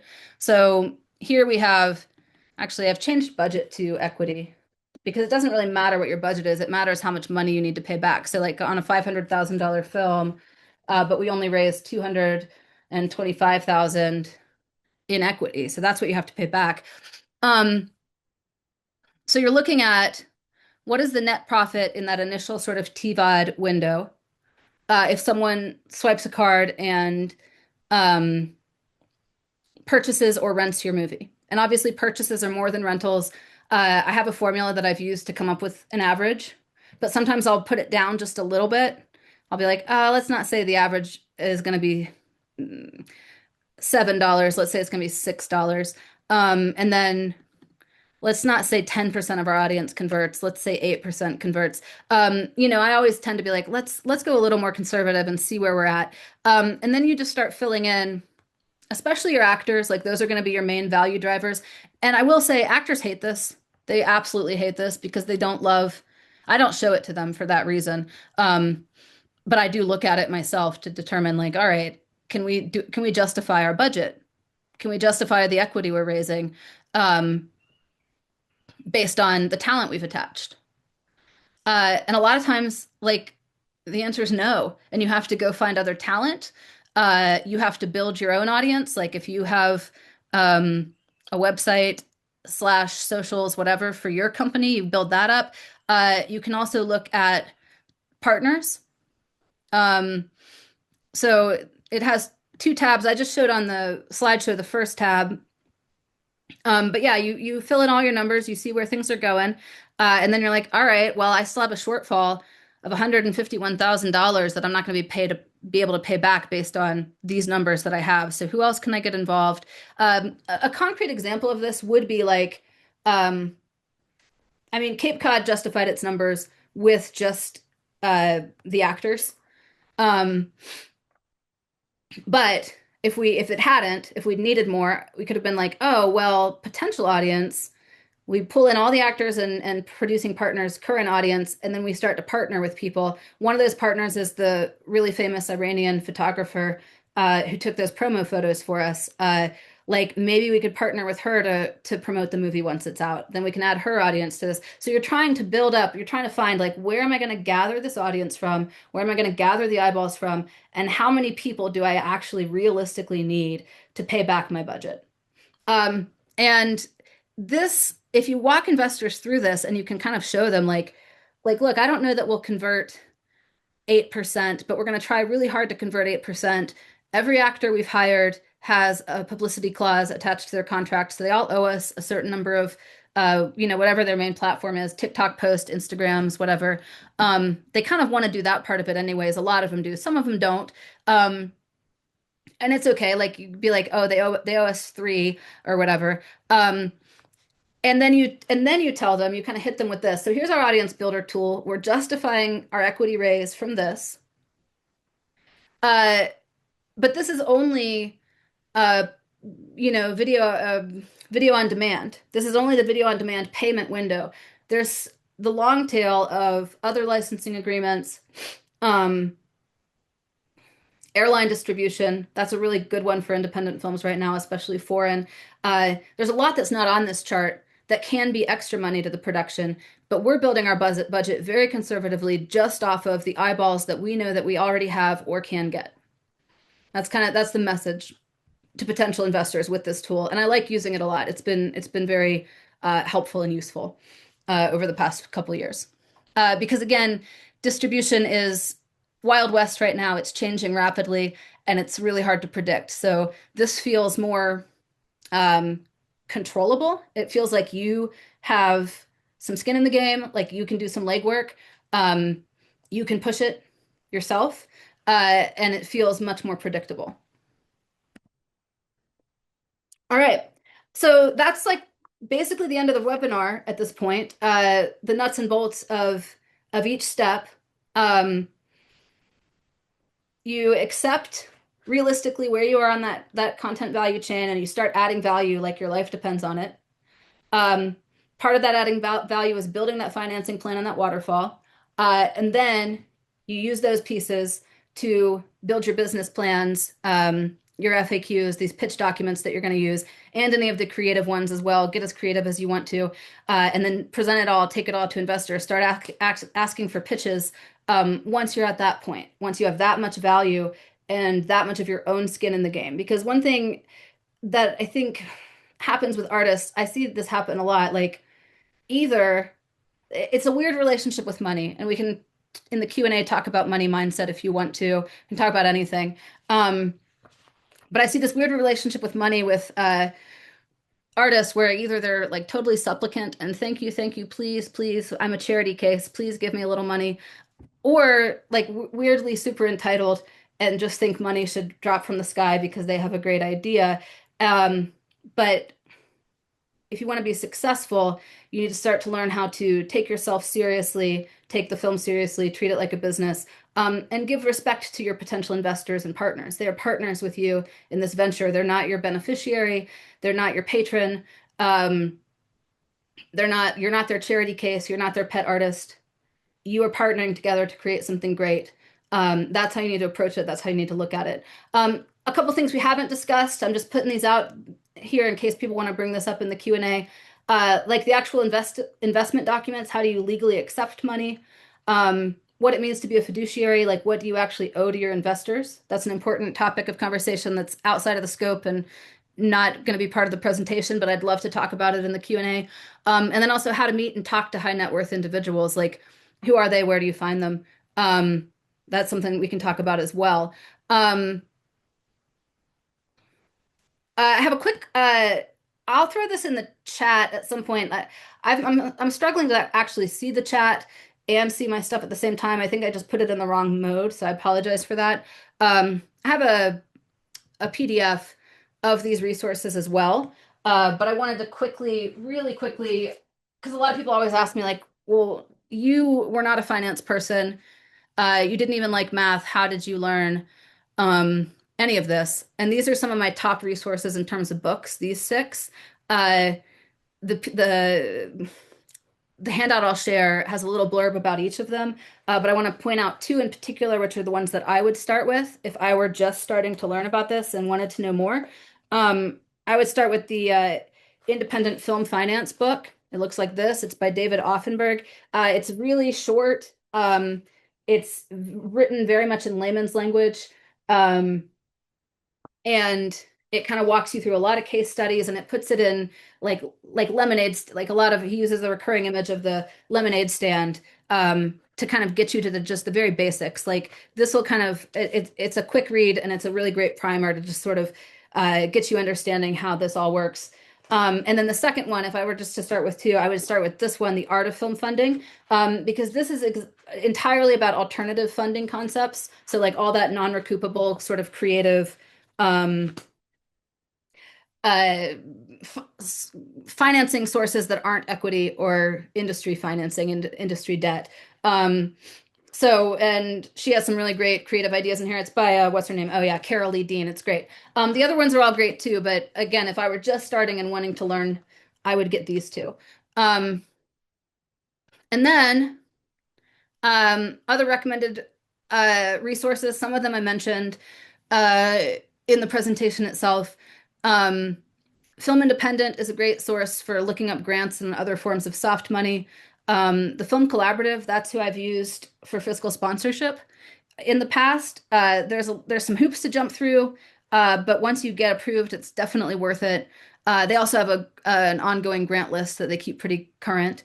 One thing I was going to mention here, we are this year or in 2026, uh, Studio 15 is starting up a producer circle. It's like a private membership subscription. We're going to do monthly webinars about specific producing topics, as well as production resources, like the waterfall builder that I showed you, the audience builder, things like that, will be available to people who sign up. They'll also be available for sale, and there'll be like maybe a discount for producer circle members. But yeah, it'll be almost a peek behind the curtain of how we choose projects, how we produce, what we produce. Some of these projects in 2026 that are going out into various distribution pipelines and avenues, we might look at case studies and take a look at those. This project or this webinar is going wide on the web, so I don't want to share any specific numbers of my actual projects, because I don't want those just out for everybody in the world to see. But within the producer circle, that'd be the kind of thing we would share. Like, okay, let's get really down into the nuts and bolts. Like, how is this doing? What things are you seeing that work well right now? The American film market is a great resource. It's that big conference convention out, I think it's usually out west. I've actually never gone to the actual market. And I wouldn't recommend that you do if you're not a distributor. But the website has a blog, they have guides, they have webinars, they have discussion panels. All of it's free and it's all really useful, and it's really helpful to hear people who are kind of deeper in the industry than you are talking about what they're seeing on the horizon. Wrapbook is a payroll service that I use, but they also have really in-depth tax incentive maps, so you can see like where film incentives are happening right now. And again, I can't promote enough the new South Carolina 25% for films at 250 or more. That's really great. I'm so excited about it. And I think it's going to do a lot to build the crew base and just the film industry in our state. Slated is something I've just started using. They have a free analytics tool where you can kind of start to break down your project and kind of see how it's performing. They also have paid coverage reports. They're kind of pricey, and paid analytic reports, like it's like $4.95 for coverage, $4.95 for analytics, or like $7.95 for both combined. And then also they have an investor marketplace where once you've gone through their analytics, they put you in a marketplace with potential investors. And I've heard that this works for people. They do take a percentage and then they take up some points on the back end for putting you in the investor marketplace. So I'm still kind of researching that and seeing if I think it's ultimately a good deal for us. And then lastly, Film Profit. That's where I got the film comps that I showed you, and you can get other box office data there. You do have to buy it, but it's not a lot. It's fairly reasonable.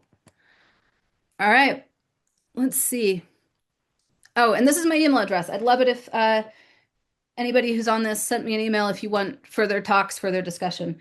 Uh, yeah, I actually really love talking about this stuff. I find it interesting and fascinating, and not a lot of people do. Like, you don't get questions at film festivals about this usually from the audience. They want to know all the fun, glamorous stuff. So it's always fun for me to get to share some of what I do on a day-to-day basis with Studio 15. So yeah, feel free to reach out. I'd love to hear from you.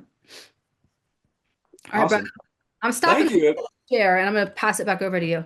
Yeah, no, thanks, Emily. That was great and a ton of great information. And of course, we are recording this and we are posting this. So we'll send this out to everybody once that is posted. So you can review it and go back to it because it has been a ton of great info. So are you ready to get into Q&A, Emily? I am. I'm Yeah. gonna actually, I think that resources sheet, Brad, I might just share it with you and let you email it to everybody. Yeah, yeah, I can do that with the link to the post. I can do all that at once. So, Okay. so why Like, don't we do this? yeah. Sorry to Okay. interrupt you. So, No, yeah, no, go so ahead. anybody who has a question that they want to come on the camera for, go ahead and raise your hand. We've been collecting some questions throughout, some written questions. So why don't we start with those, Emily, if that works for you? And That we've sounds actually great. gotten this question a few times, and I think this is more of a reflection of the trend when it comes to episodics. People are Mm. asking us, how does all this apply if you're self-producing a episodic project or a webisodic? Generally speaking, how would you respond to that? Honestly, I'm gonna say I'm out of my depth on that. I've never done that. It's not something I do. I'm curious about it. I've seen like, self-produced TV being a thing. Uh, I've seen some people be successful with it. I think my gut instinct on it is that to be successful and to stand out in like sort of a noisy world with that, you're gonna have to have a really niche audience, um, and or build your audience before you start producing. But yeah, I wouldn't know how to confidently take that to private equity Mhm. um, at this point. But if you can crowdfund it, self-fund it, I don't know if it's cheaper to make than a film. Um, yeah, that's a really good question, and I hate to say I don't do it, so I don't know. Yeah. I mean, there's a couple models that are happening now that I can speak to. One is Yeah. like independently financing a pilot.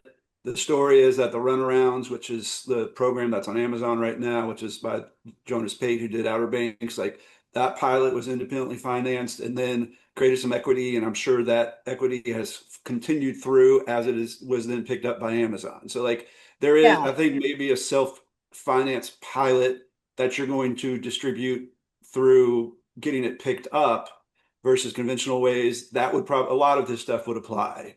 And then the sort of self-produced webisodic where you're doing your own distribution and your own revenue collecting, that side of it would probably apply as well. So probably a lot to glean from it.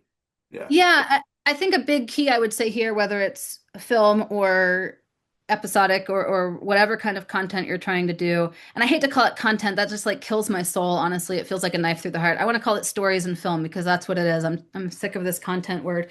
But whatever it is, the fact of the matter is the people who get the best distribution deals are the people who don't need distribution to make money. So the best thing you can do, whether you're doing that or a film, is build and collect your own audience. Um, Cool. yeah, and not be dependent on your distributor to get your movie to the people who need to see it or your show. Like, Absolutely. Yeah. it's great to have them. You should try to get a distributor, don't get me wrong, but you should, again, it's really unfair to filmmakers. It's like we have to like know how to make films and then know how to like sell and market our films. And it's like in each of those things is a whole freaking full-time job. So I'm sorry. I say that to filmmakers a lot. Like, yeah, it's hard. It's a little brutal in some ways. It's competitive. Um, but like no one owes you your dream job, so get to work, I guess. That's what- And that's something we're all as a community here working on is like figuring out those methods. And Studio 15 is doing that a lot. And I would imagine the membership that you were talking about has resources for that also. So, um, Yeah, yeah, I'm very go ahead. excited about it. Yeah. Here's another question. How can you set up product placement for your project? What resources can you use to connect?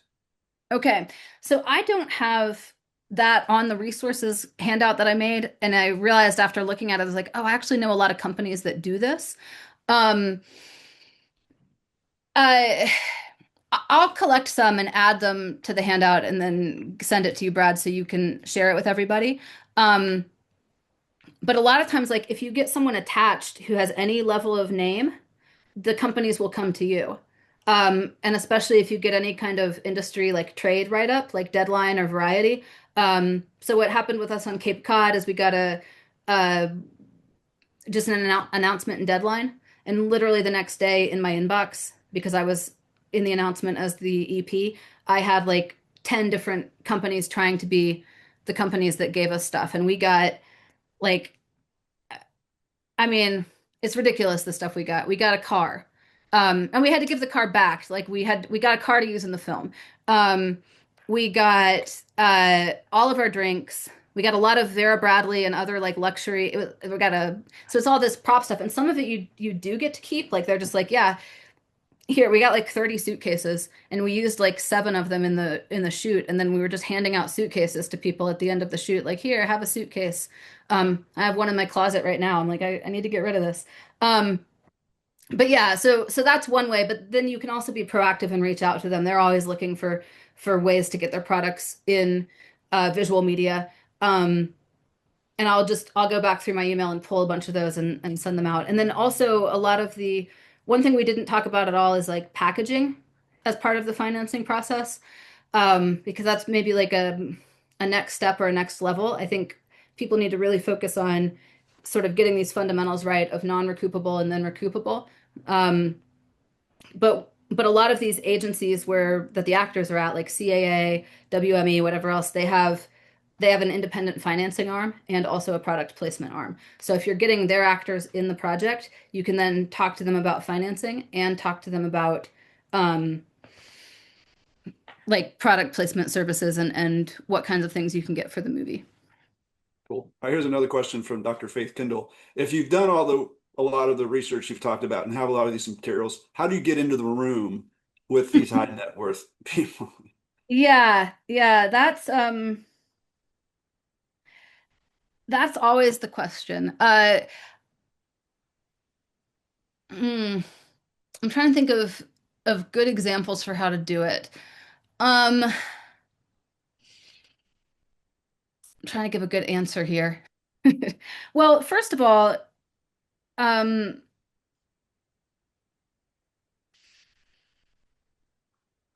I would say network a lot. I mean, I know that's like that doesn't really capture it though. When you're at a film festival with a short film that you made, or uh, you're at an industry night with something that you've created. I have noticed this thing where filmmakers tend to congregate with other filmmakers and with other actors, and they're not looking around the edges of the room for the people who are there and like what I do when I go to a film festival is I look at all the market, the paperwork, all the marketing of the festival, the brochures and everything. I look for all the sponsors and especially all the high dollars, like the top dollar sponsors, and I look them up and I friend them and I make sure to find them at the parties, um, and talk to them and, you know, just kind of get a foot in the door that way. I also, weirdly, I do the same thing. When I'm at hotels, like when I travel for work and I'm at a hotel, a lot of times the hotels will have part of their site like hotels will be created by um, groups of financiers and investors, and they'll list those people. Um, and I'll start kind of reaching out to those people. Um, yeah, I know that's you're like, oh, you're a Well, stalker. no, That's I mean what that's you so do. just cold calling them and just like because that's a Mhm. good answer to this. Like, is that workable and appropriate just to randomly reach out to people you don't know, which it sounds like that can be effective. It depends. I mean, so that's actually a good question because sometimes yes, sometimes no. Like depending on how you're doing it, it could actually not only be not good but also illegal. So I don't want to give bad advice here. Yeah. Um, so if you are trying to raise money, there are actually rules for how you can do it and who you can approach. Um, so what I'm trying to do with hotels specifically is that's a really great vertical for filmmaking. Because if you're going to be shooting in their area, you're probably going to have to spend tens of thousands of dollars, even for like a $300,000 film. You might spend 30,000 at the hotel. Um, so there's a scenario you can create where they invest in the film and get equity in the film, but it's really not a lot of it's at risk because you then turn around and spend that money at their hotel. Um, and you generate a tax credit from that, and then maybe they get that tax credit or they buy it, or there's like it's called an arm's length transaction. And I tried to do that with the guy in Cape Cod with his house. I was like, hey, instead of just giving us this in-kind donation on this house, since I can get 25% on anything I spend in Massachusetts, why don't we create an arm's length transaction, um, where you invest 50,000, I pay full price for the house, and we generate whatever that would be, 12.5 in additional tax rebate, right? Or additional tax credit that I can then turn around and sell. But he was like, I'd rather just give you the deep discount because, it's, sometimes if people don't know you, they don't go for it, but it's a good deal for both people if they will. Um, so you can't just like if you're doing like if you're raising equity and you're doing it through like a SEC Regulation D fundraising thing, you can't just broadcast and advertise to everybody, but you can approach people one to one with like, hey, I'd love a meeting with you. Um, yeah, it has to be private is the key. You can't just scattershot everybody. It has to be private. And really I prefer for it to be somewhat targeted and somewhat win-win in terms of like, oh, there's actually some business to be done here on top of the potential investment. So that's one way. And then again, like once you've made a few things, you start finding people, they start reaching out to you. One thing I say a lot, and I had a slide in here and it disappeared. I don't know if I accidentally deleted it or skipped past it too fast or whatever. There was like a 3 reasons you're not succeeding slide. And my first reason was like your project isn't good enough yet. And that kind of goes back to the project development thing. Um, and my idea there, the idea there is like anytime you have like a spare $20 that you don't need, and if you really believe in your project and want it to succeed, you should be putting that into your project, creating some buzz around your project, doing something because money is attracted to movement. Money is not attracted to people like, I've made the perfect screenplay and now I'm going to sit here and wait for money to fall out of the sky so my dream can come true. Um, Money is attracted to this idea, this sense, this feeling that something is happening. And it's like, oh, something's happening. I want to be a part of that. I want to get on board with that. Um, so that's what I would say is like keep moving forward, even when it's hard. Keep talking to people, tell everybody what you do. Um, Tell people like tell people at church, in the grocery store, whatever, and let them kind of ask the ones who want more information or have or are interested in that, will kind of raise their hand and be like, oh, that's curious. I've always been interested in film. Tell me more. Um, and then you kind of start to build a network from there. Cool. All right, two more written questions, and then we'll go to the people who have raised their hands.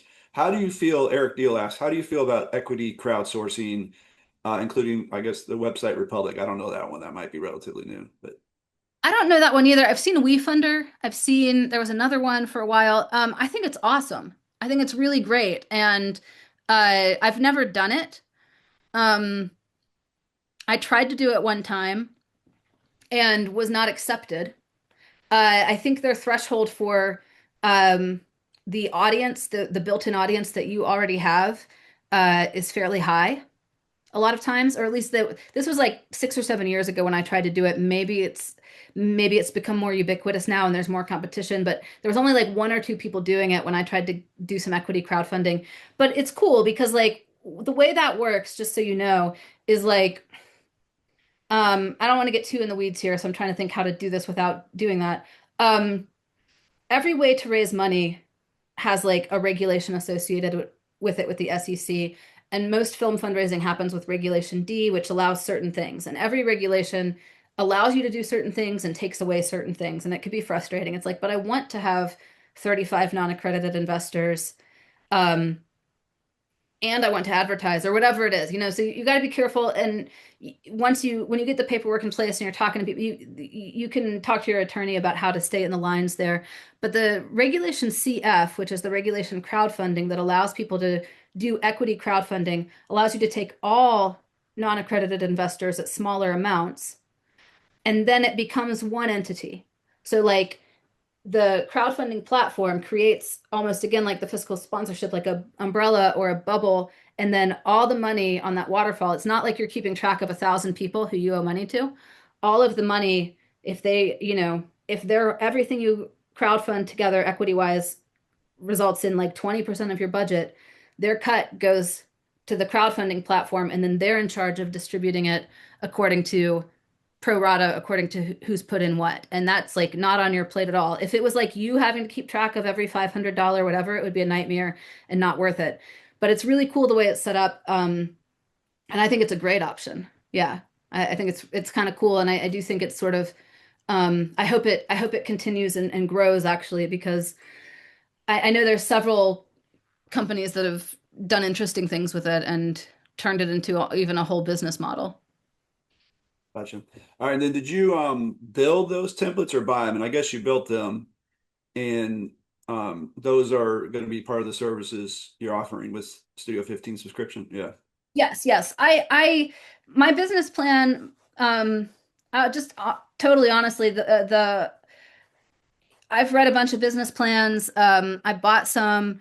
The ones I've written in the past have like a combination of borrowing, stealing, my own writing, like a combination. The investor FAQs are really the only thing I created 110% from scratch, just based on my experience going out and talking to investors and hearing, or potential investors, and hearing the kind of questions they commonly ask and kind of putting those into a document. So I would consider that my own sort of original IP.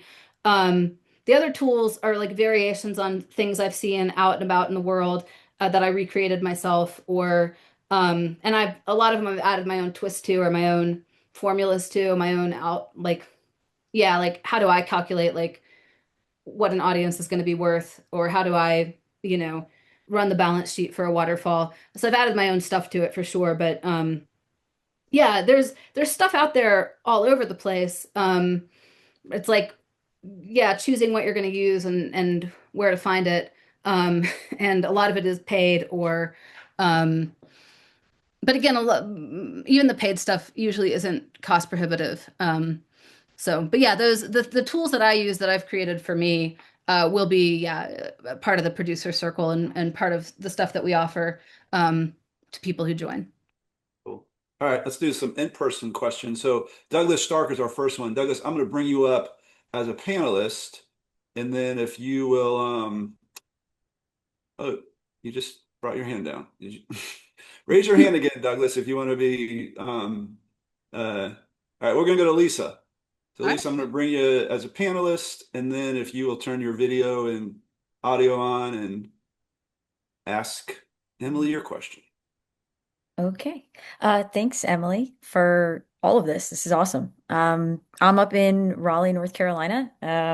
And I've gone for 20 years in Chicago and LA, and I'm back producing here in North Carolina with Awesome. a 25% tax rebate, also. So maybe our paths will cross since you're in South Carolina.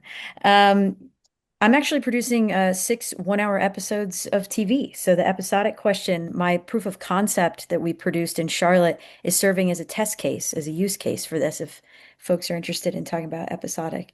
My question has to do with I like the corporate match. I'm really a big fan of fiscal sponsor, high net worth individuals through fiscal sponsorship. It's how I raise my money. No contracts, no debt. I like working that way. It's one of my favorite ways to work. And I want to expand that, taking a little piece, a baby step of what Ava DuVernay did with her $38 million raise through the Ford Foundation. I'm very interested in donor advised funds and corporate Mhm. foundations because I have a niche film, a niche show for the LGBTQ plus community and women in tech, women in STEM. Okay. And so I'm going after corporate foundations and donor advised funds or family foundations.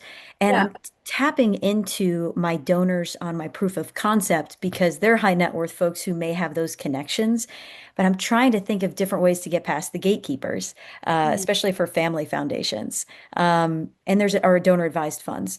There's a lot. There are thousands and thousands of these with philanthropic dollars ready to spend for our communities or for women in tech.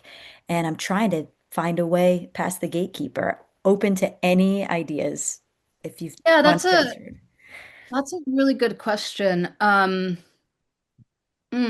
So there is one, a lot of times the donor advised funds, it's similar to the sort of 501(c)(3) question, in that it's a nonprofit, um, and you have to sort of fit within their mission statement. So that's kind of something you're up against, or sort of within their core values, or they have all these documents that guide like where they put money, how they put money into things. Um, there is one here in Greenville, a donor advised fund that has like a filmmaking arm to it. Um, Okay. and I will, if you'll email me, I'll send you what that is, because I'm not remembering what it is right off the top of my head. Sure. Yeah, Um, Abundant Capital, is that the one you're yeah, talking that's about? what it is. It's abundant Yeah. capital. Mhm. And but it's local. It's kind of local focused. Yeah. All Yeah. that. And the other thing is you still have to bring your own donors. Like they don't put you on Mhm. like a marketplace of donors usually with a donor advised fund. They're like, yes, you can be part of our donor advised fund. We're a 501(c)(3) or we're a nonprofit. Um, and now your donors can give to us and direct it towards you, like directed giving. Um, and that's Can I what, use my fiscal sponsor I already have? It's a social impact. It's called SEMA Studios. They're in West Hollywood. They're like a social impact media arts, and they do yeah, film. Can I have like a donor advised fund or donors from a donor advised fund? I guess that's how it works. Filter it through SEMA through my fiscal sponsor. you should be able to, as long as, you They'd know, have to be a donor advised fund in order to Yeah, function as a donor advised. So is SEMA a donor advised fund or just your fiscal sponsor? they're my fiscal sponsor, but they're a Yeah. 501(c)(3), so I don't know if they're a donor And advised sorry to fund. interrupt, but actually I'm no. working on a Sorry. project that's relevant to this as well. So like impactfoundation.org. So you do have a donors fund advised fund that has solidified you as an impact project. Yeah, I mean, absolutely. And we are screening at like the largest LGBT fests in the country and like yes, we're all up in that. Yes. Yeah. So, I mean, a family foundation could give to through the physical sponsorship if you got in the room with one. Any high net worth individuals could, obviously. On the donor advised funds, like, yeah, I think you get accepted as it is also usually like an impact thing, and it has to be within one of their areas of what they're trying to impact. Um, Okay. and a lot of it's like, uh, the global I'm trying to think of the words for it. Yeah, these global missions for 2030 or whatever, and it'll be like education, Yeah, healthcare.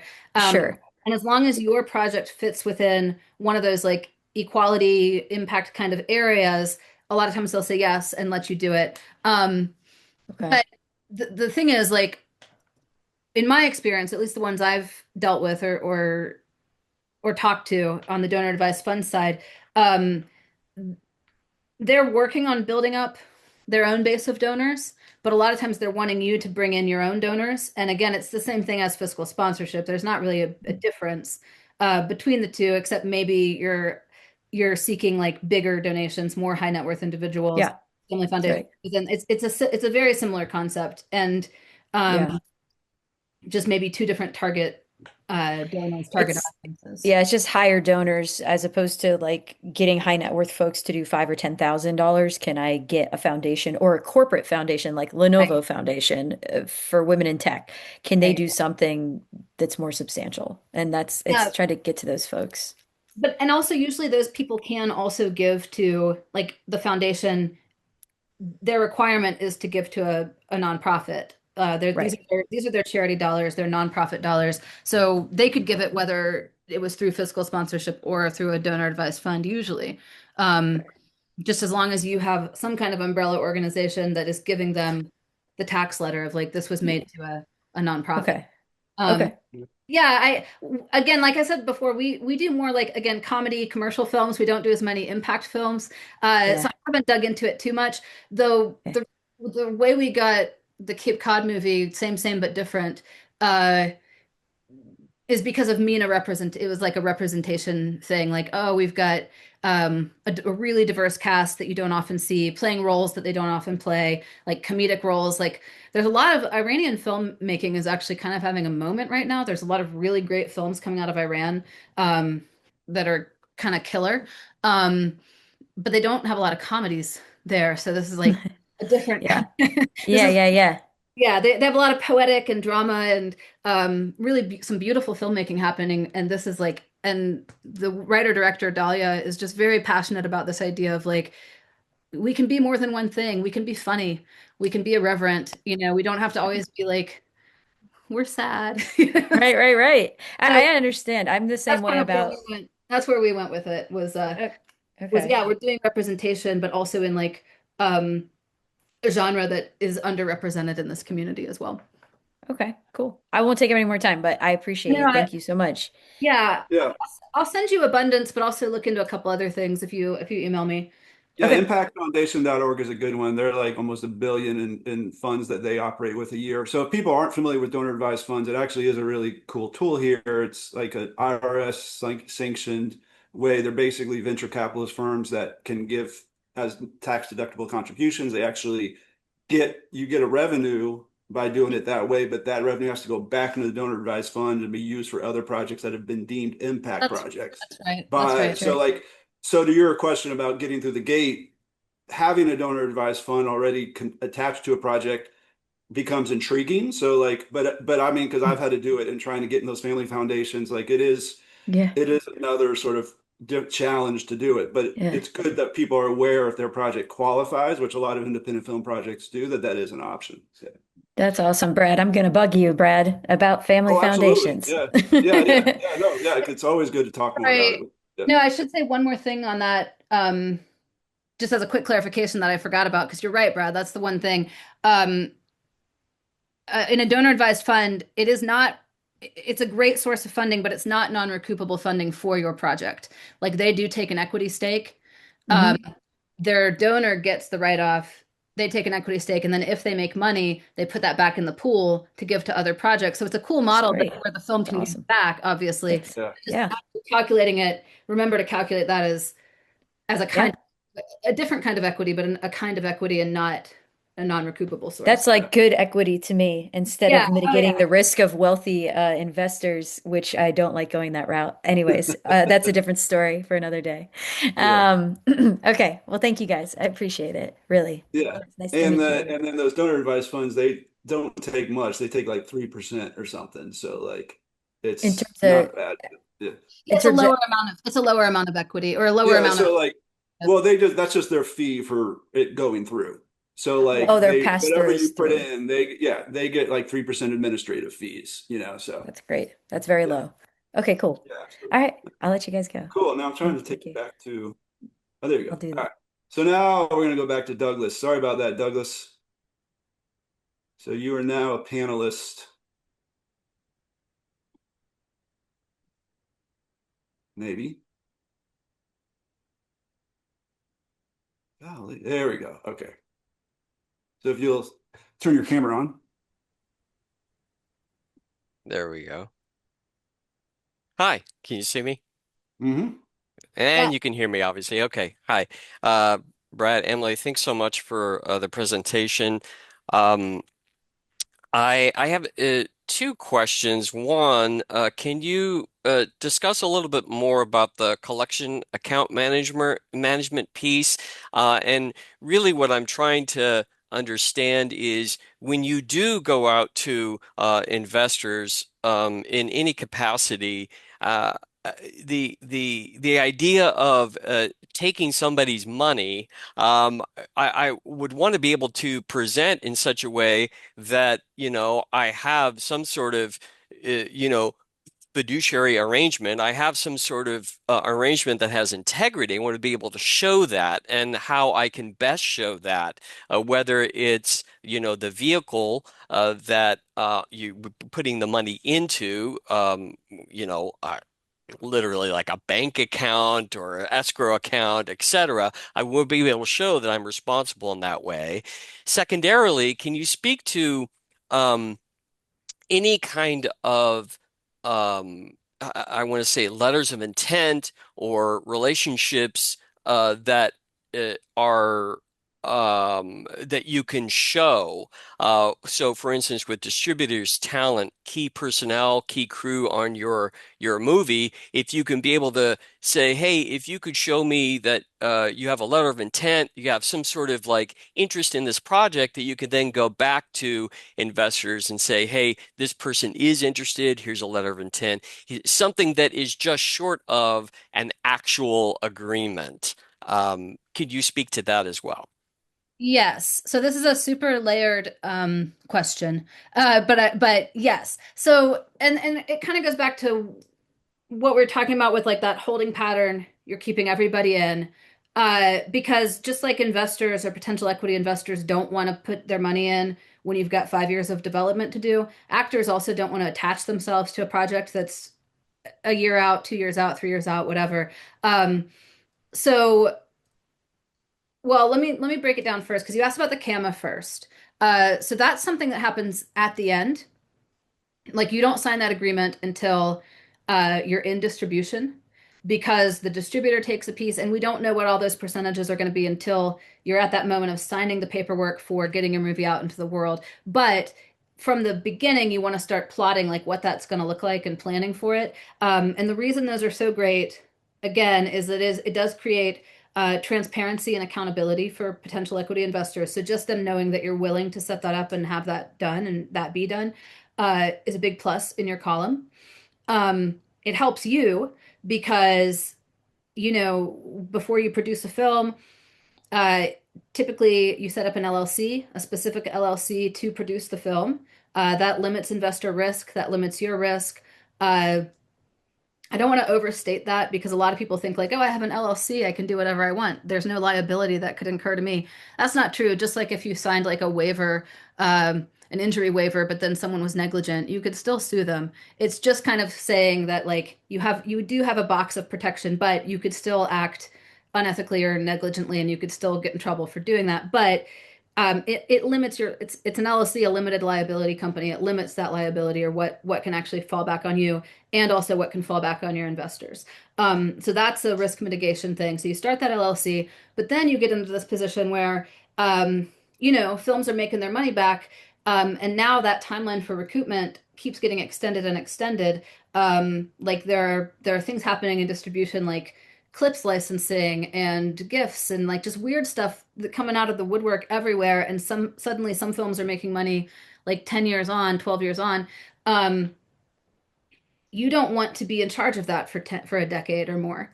Um, you want someone else to do that. You don't want to, you wind up like Jacob Marley, like carrying around the chains of all these old dead LLCs everywhere you go. Like you don't want to have to keep those LLCs open for a decade. So once you have the collection account management agreement signed up, they become the entity of record, and you can close down the LLC and get that off, close out, wrap the books entirely, get that off your plate. So it gives transparency to investors and accountability. It gives them a comfort level. It does a lot for you as well. So I think it's worth the little 1% fee. So that is one thing you can take to them and be like, yes, I have this in place. It also helps you attract talent or like give talent comfort.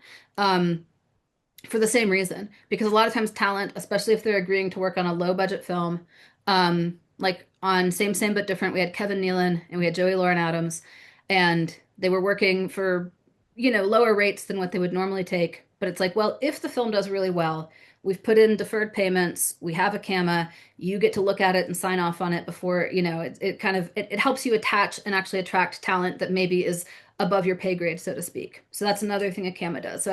For all that, I think it's worth it.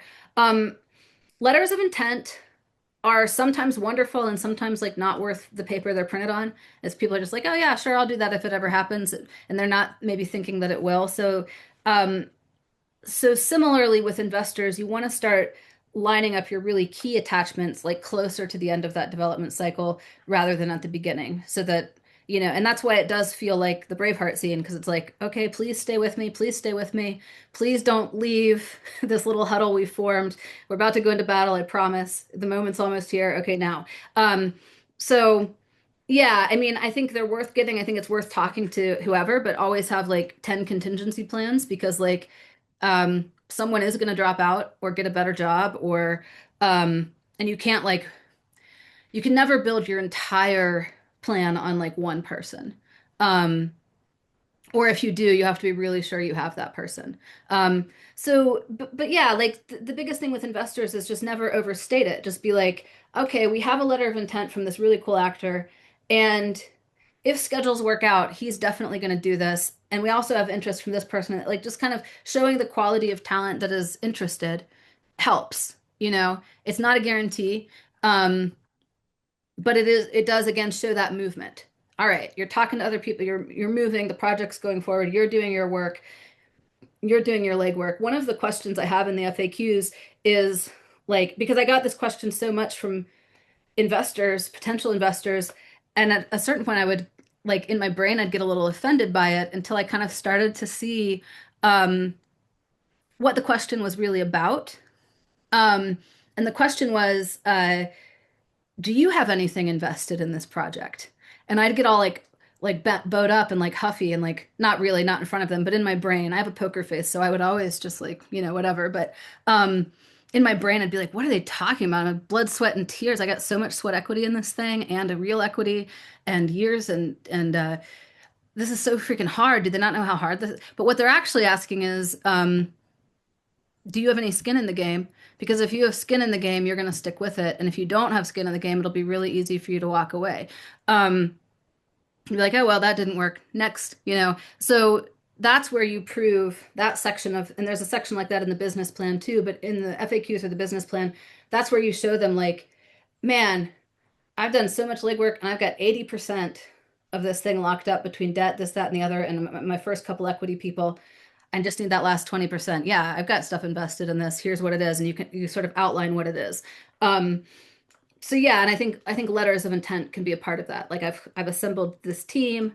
It doesn't have to all be money that you've put in, although some of it can be. But like, yeah, showing them what you have in place.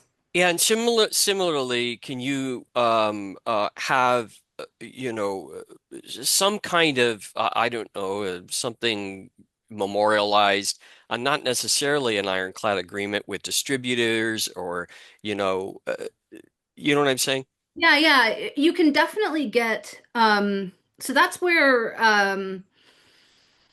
yes. So so the short answer is yes. The longer answer is um that's where like some of those tools like the slated analytics that I've just started looking at, what they do with that is they look at your screenplay, they look at everything else, and it's not an ironclad agreement or a distribution agreement, but it is like, okay, these are the kinds of distributors that pick up projects like this. This is the talent level that they're looking for if they're going to pick it up. This is their standard deal. It's kind of like aggregated data. So you can get all that aggregated data to show like that you're within that thing. And then you can also go directly to distributors and tell them about the kind of movie that you have, who's attached, if you have attachments, the kinds of people, and you can ask them like, who could I attach that would make you want to buy this movie? Yeah, and sometimes they'll give you letters of intent, or sometimes they'll just give a little, yeah, we're interested in this movie. And those can be helpful. You can also get like from a lot of states, you can get like an advance letter for the tax, whatever the incentive is, like an incentive letter. Like if this gets filmed here, we've reviewed the budget. They will meet the qualified spend, and they will be qualify for the 25% rebate or the 25% tax credit or whatever it is. So that can also help investors to see like, oh, they've already they've already talked to the film commission. They're already on their schedule. Um, you really want to make them feel that like really all you're waiting for is their money. That's all you need. You're so close. And were you saying earlier that like foreign pre-sales and that kind of mechanism is not really happening right now? Yeah. So I don't ever want to say it's not happening at all. Um, and the long the short story is that streaming has ruined everything. It's also created new avenues, but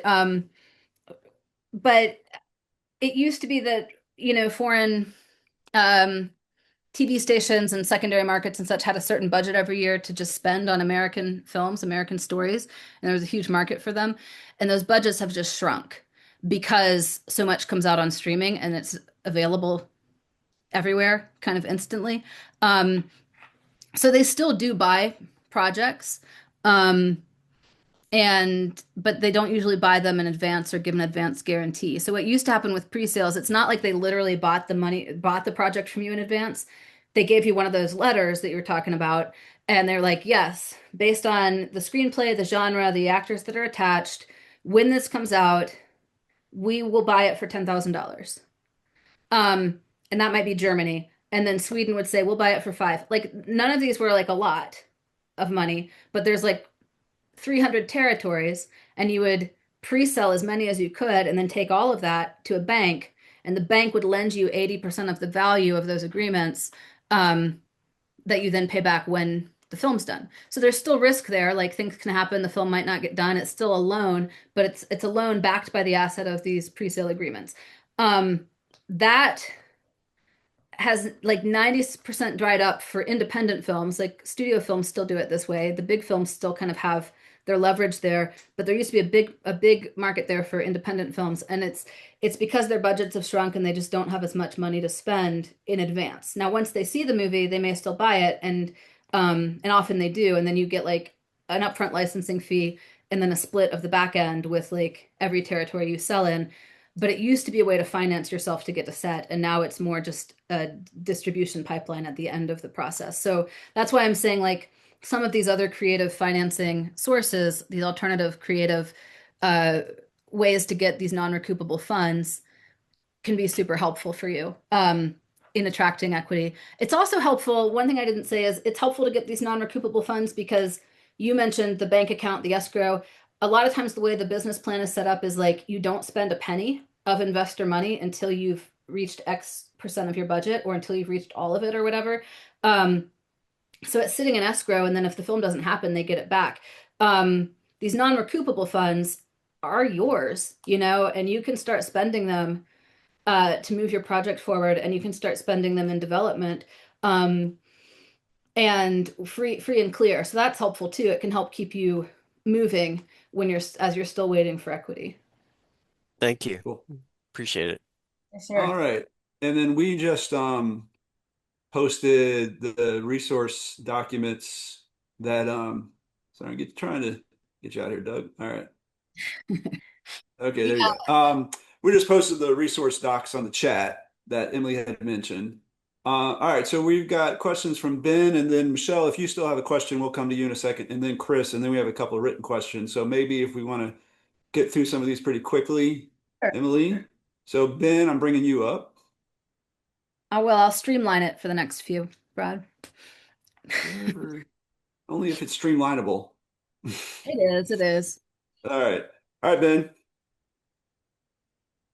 Hey, Ben. Hey, how's it going? Again, thanks for doing this. This is really awesome. As a filmmaker, I've attempted to make some sort of very micro budget short film, or I mean feature films. So stuff that's in that $20,000 to $25,000 range, right? Which might as well be $0, But you can also, I could have also spent $100,000 on those films, but it was mostly just, people doing things for free, et cetera, et cetera. Finding things that we can lean on our own personal audit, per se. And so I think a lot of the stuff that you've discussed so far, we just end up skipping all of that, right? Mhm. Because, we don't have to worry about who's getting paid on the back end or anything like that because it's just money that's come out of our own pockets. But I Yeah. think there's kind of a limit to that, and so the $250,000 the drop in that SC rebate program is interesting to me. And so, what would you say? What are some of the main considerations or the big differences that you see in a film that jumps from, say, that $25,000 to $50,000 budget? Mhm.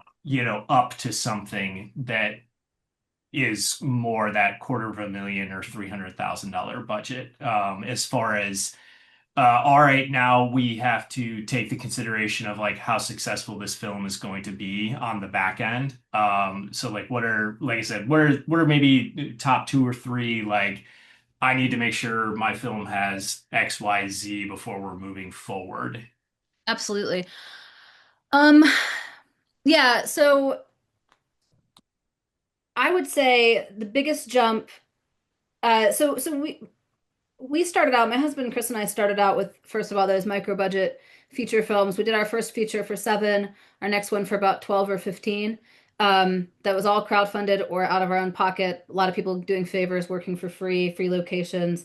And then we four-walled and like did our own screening events and kind of built from there. And then we did like a $50,000, $60,000 one. And we grew up towards like the million and above. And then uh level. And then post COVID, we've also started doing um, things like in that, like you say, that 300 to 700, under a million, but still six-figure kind of range. And the biggest thing that would kind of change, I would say a couple things. One is that you usually do have to start involving SAG if you jump to like 250, 300. Mhm. And that's just to attract the level of talent that you need um, to recoup your money. Like it is still very much it's less so than it used to be. There aren't as many what they would call bankable stars anymore. You used to also be able to get loans. They called them bankable stars because you could literally get loans on the name that you had attached. Um, Again, that still happens less because things are more diffuse now. The monoculture isn't as much of a thing. So there could be like a star that's very valuable in the niche that you're in. Like I'm going to use Adventures in Zero World as an example. The names wouldn't be like instantly recognizable to anyone, most likely, except for like the hundreds of thousands of teenagers who go to cons and are in that world and know those actors. So they are bankable for us, or they're revenue drivers for us and for that project, even though they wouldn't be for a big blockbuster. So SAG is the number one thing, and it's not as complicated as people think it is or make it out to be. They're the nice union, I would say. Um, they'll work with you. And even on that budget level, there kind of really is no minimum except minimum wage. The main reason for having a SAG contract at that level is, again, protection for the actors. Like they want to, you saw that waterfall before and where residuals fall. It's like number two after the can Yeah. agreement if you have one. So they just want to make sure they're in that waterfall in case the movie does well, right? So that's thing number one is just being sure you're buttoned up with SAG. And then you would probably want an LLC at that level. Right. Whereas at lower levels, I don't think you necessarily need one. Um, Especially if a lot of people are working for free. And then you'd probably want, not probably, you'd have to have a payroll service at that level if you're doing SAG because SAG requires an entertainment payroll company. So you probably haven't done an entertainment payroll company. And all of these things, the thing I would say about these things is that they sound intimidating at first and like stressful, but they actually, once you get into it, they reduce your stress because suddenly You don't have to do all that like in a stuff lot of yourself. ways, yeah, a lot of ways it's easier to make a movie at a bigger budget than Right. a lower budget because you've got pros handling it and they're set up to handle it at scale and like with fractional resources. Like you're not going out and hiring an HR person or a payroll person. Your payroll company becomes the employer of record for all your actors, and then you don't even have to think about it. It's like you have to communicate with them, but it's basically off your plate, you know. So that getting over that hump is tough, but once you're over it, it actually kind of makes your life easier, I would say. Um, I would say micro budget features are a really excellent um, sort of breeding ground or just incubator for making that jump and actually knowing. Like I would say that's why I can do what I do because I've run crafty tables and I've done wardrobe and I've cleaned locations. Like I've done Yeah. every position on set except the really technical ones that I don't have the skills to. So I come into it and I'm like, I kind of know what crew people need and what they want, and it helps me, I think, be a better producer. Um, From a financing perspective, what are some of your uh, I guess movers, what moves the needle at that level as far as, financing. So say it's like, hey, I've got 25K, my co-producer has 25K. We still have to get to, another 150,000 or so to kind of get to that, that state too, yeah. production, with the rebate. It's like, all right, so now we're looking at that 150K. What are some of the first things you use that are intriguing as far as like being able to get money back on the back end of like these are the biggest like I said, kind of needle movers as far as money is concerned. I would say the biggest is having an audience, like, and just having a plan for where the movie's going to go when it's done. And as I said earlier, it's a little unfair because knowing how to manage a film and produce a film as a whole, that's enough to know for any one person. It's a whole full-time job. And then Sure. knowing distribution on the back end is a second whole full-time job. And you kind of have to be doing both simultaneously. So for investors, yeah, the biggest thing they want to see is like, what is going to happen with this thing when it's done? What's your plan for that? Do you have a plan for that? Is your plan realistic? Or are you coming to them and saying like, we're going to win an Oscar and be the next Whiplash, and we're going to make a film for 700 and it's going to make 17 million. Like that, they don't take that seriously. If that happened, everyone would be thrilled, of course. So it's this balance of like believing in the art of your project while being realistic about the business of your project, I think that is helpful. And like, yeah, they want to see that you've thought it through and that there's an actual realistic plan for once the movie is out, here's where it's going to go. Um, Here's some numbers, here's some averages that people are seeing on these kinds of films. Um, yeah, and maybe Brad, at some point we do another webinar about specifically just analytics, because that's a whole like one thing about this webinar is almost every single slide could be its own entire like hour-long webinar, honestly, or more. But I didn't want to bore everyone to tears. And also I had a limited time. Uh, but yeah, there are definitely ways to keep justifying your numbers, and don't spend more than you can realistically make back. And if you can do that, if you can create that scenario and show it to investors, uh, then yeah, you'll people will start to buy in because nobody doesn't want to invest in movies. Everyone kind of wants to, honestly. Like it's way more exciting than just putting your money in the stock market or like, oh, I invested in another app. Like it's a really cool business. So don't undersell that, but just back it up with as much justification as you can possibly pull together. Sure. Thanks. Cool. All right, thanks, Ben. All right, so we're going to bring Michelle up, Ruth. She has a question.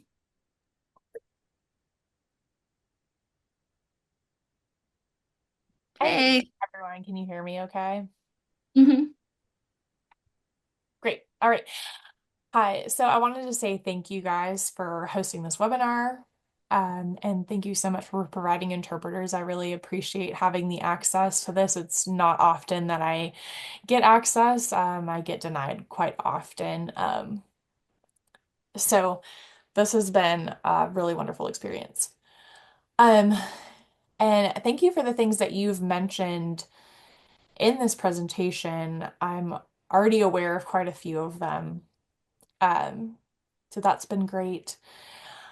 Now, I was thinking about the barriers to deaf individuals specifically and in the filmmaking process. I wanted to know, well, I would like to hear from some other filmmakers who are involved in watching what it's like to sorry, let me back up a little bit. First, when you're making a film, please caption. Hmm. Please caption your film. Equal access is incredibly important. There's quite a few premieres that people will go to, and the captioning is not accessible. So there's plenty of other barriers for deaf individuals when we have a great passion, and a lot of us have film skills, and there's still other barriers for us to see those films and be included, especially like in film festivals and whatnot. We're not going to bite you. I mean, maybe, but just teasing. We're friendly people.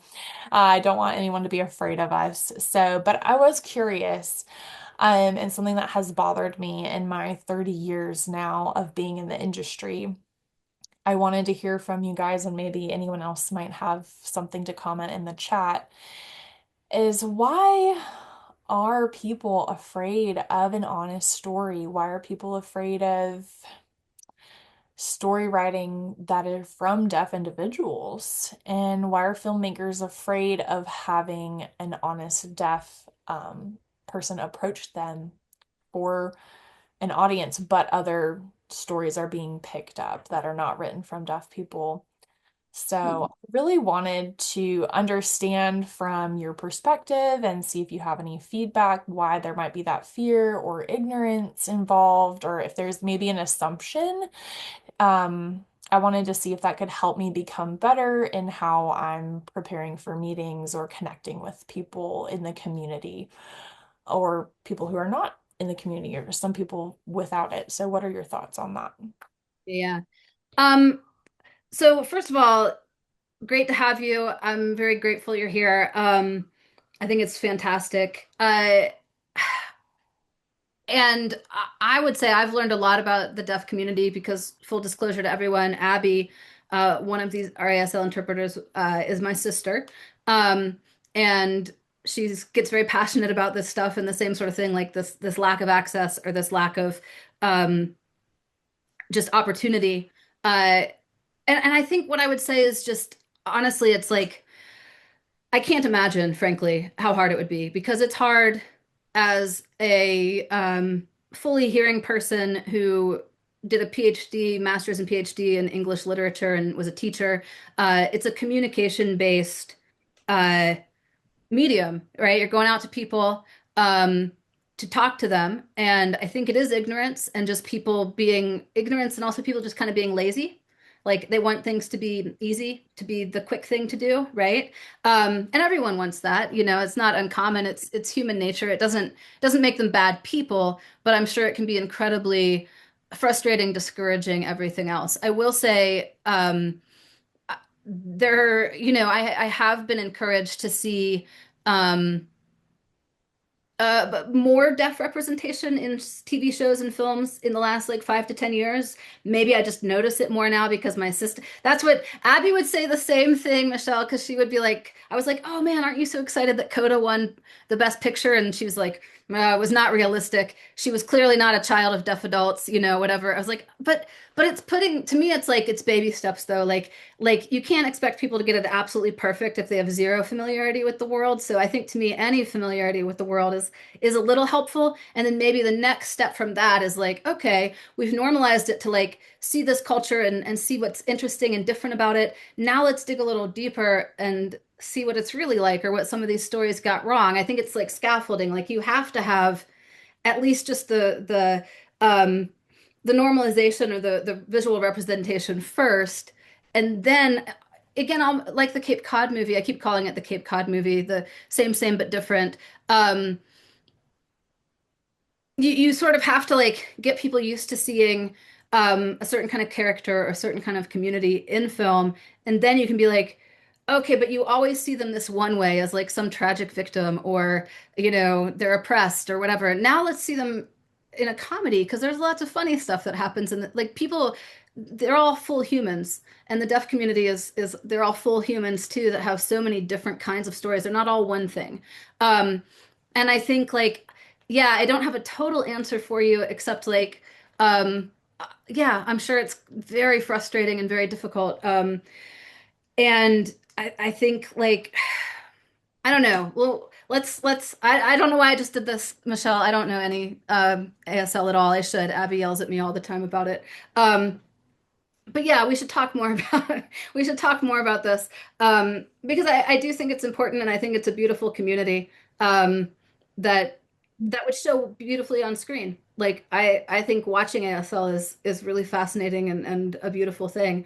So yeah, I know it's not a full answer, but just like empathy, like yeah, it's rough out there for everyone and especially for people who are at any kind of disadvantage, but then especially a communication disadvantage. But then the last thing I would say is it can also be like your superpower. It can be the thing that sets you apart and makes you different and makes you interesting. So I would lean into that and just kind of keep insisting on it. Like, no, it's not like that. It's like this, but you know, not in a mean way or a rude way, but just like keep telling your story and like this is how this works for us. And I'd love to see that represented on screen. And I know of several people who are working in sort of like deaf filmmaking communities and are interested in seeing that grow. So maybe I'll also, well, let's email after, well, I have your email already, but we'll connect more about that too. Maybe send some leads that direction. Yeah, and I mean it's massively Great. Thank you challenging. so much. I'm sure. And as mentioned, you know, you and I, Michelle, will talk more about it and see if we can come up with some solutions. Folks in the chat have responded as well. You might want to reach out to them. We've got the chat wide open at this point. So, but I appreciate you bringing this up. Yeah. Yeah. All All right. Thank Thank you so much. And then, And I Michelle, if just you want want to to say thank turn off your video, or you're welcome to stay on. But all right, we're gonna do one more question. Chris, we're gonna bring you up. Oh boy. Just thinking the same thing. It's like, should I really let him talk? Do it. He's up. He's coming up. All right. Love you, Chris. Hey, I just want to say, I wanted to go back and sort of join one of Emily's responses to a previous question. By the way, Emily, great job. I work with Emily, everybody. Everything she says is true. I am a great have greatly benefited from her work and our work together. But I wanted to go back to something that I think that Lisa and Faith both kind of hit on, how to get in the room with rich people. Yes, thank you. I was going to say to that Chris White gets me in the room, but I didn't want to throw you. Well, no, I just want to say that does tend to be my job. Like I'm like she sends me out the door to places and says, "Go get us some scalps," and then I come back and say, "Here are the scalps. Now you make this something." That's kind of how we work together. But I wanted to say, because I think this is something we've learned, and Emily's very good at, and probably wouldn't brag about herself in this way, but it has transformed our work as filmmakers. And that is how we have become connected to people with money and resources that would come alongside and help us make things happen. The way we've done that is we changed our mind about people like that. I was well educated in the arts in South Carolina public schools, and became, an accomplished artist here in the state, both at the elementary, secondary, collegiate level. I'm a South Carolina trained artist in many ways, but I never once ever had any artistic in any of those pathways was I ever taught anything about business or money or people with wealth, other than just being told that they were bad, that people like that were bad, that business was bad, that business is a sellout, that people who are rich are malevolent, have malevolent intention and all that. But I came to find out that whereas some wealthy people are bad, some artists are too. I think badness just kind of crosses all different types. And so and we had no control over this. This just happened when we left day jobs 15 years ago to pursue film. And, you're struggling just to get I got to get a job. We need I'll write for a website. I'll shoot a wedding on a video camera. Like, you're taking everything you possibly can to stay afloat.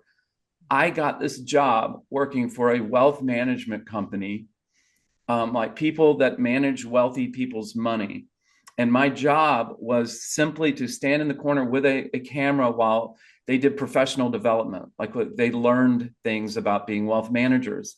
And I had this gig that would come up every quarter, it seemed like, well paid, consistent.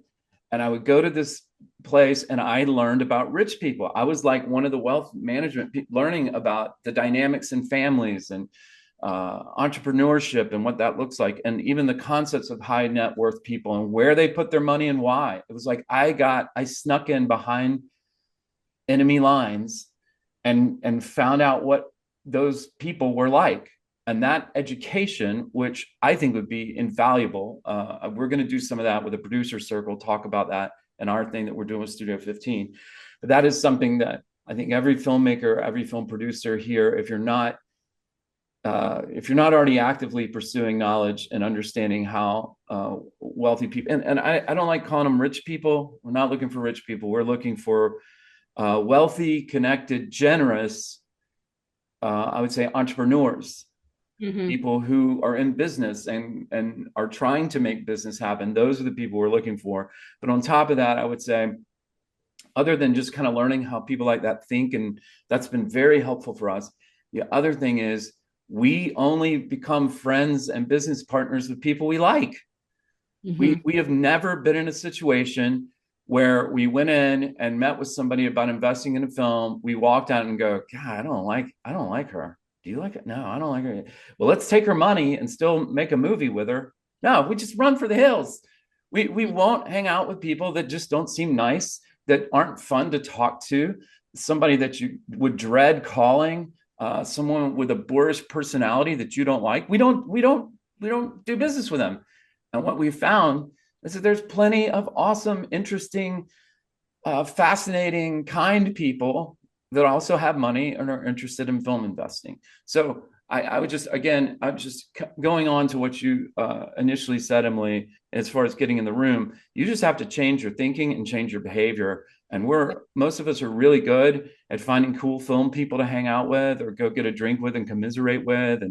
And we need friends like that. But what we're not really good at is just expanding our networks into places where suddenly you find yourself, you know, having a glass of wine at the Harris Teeter bar with people that are just kind of, a rich lawyer.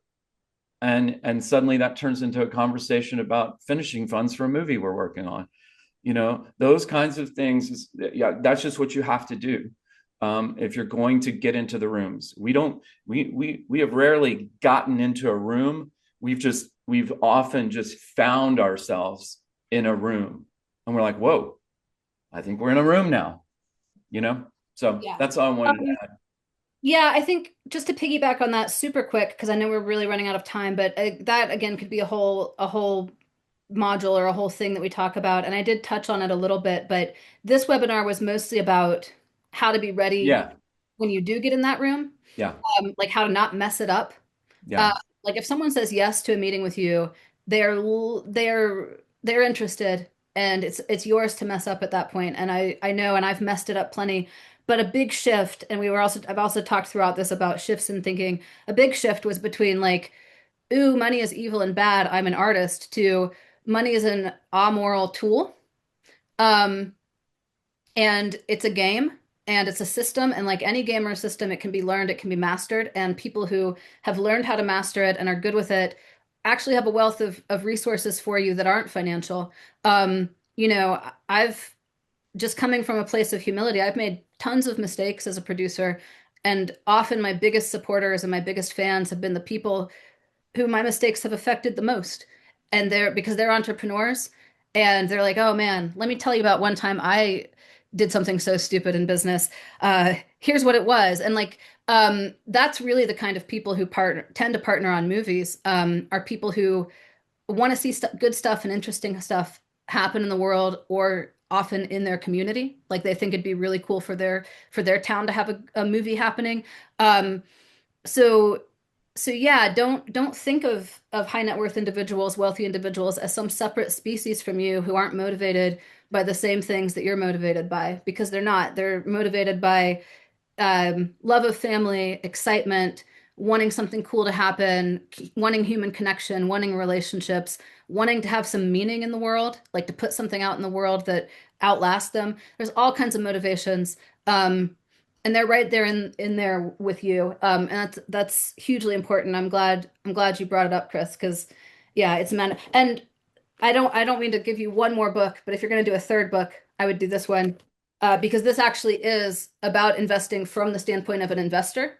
Like, how do you know which movie to pick? So it's like kind of a cool like idea. And if we're talking about mindset, this is a book written to investors. Like, here's how you know if a project is ready for your investment. So you're interested in investing in movies. Here's a walkthrough for you, and it can be really helpful for you as a filmmaker to read that and be like, oh, okay, so this is some of the stuff they're looking for. It. So like again, a little bit of reverse engineering there. So, but yeah, thanks, Cool. Chris. That was awesome. Yeah, Chris disappeared. Yeah. All right, so I think we're at one. So time to wrap up, Emily.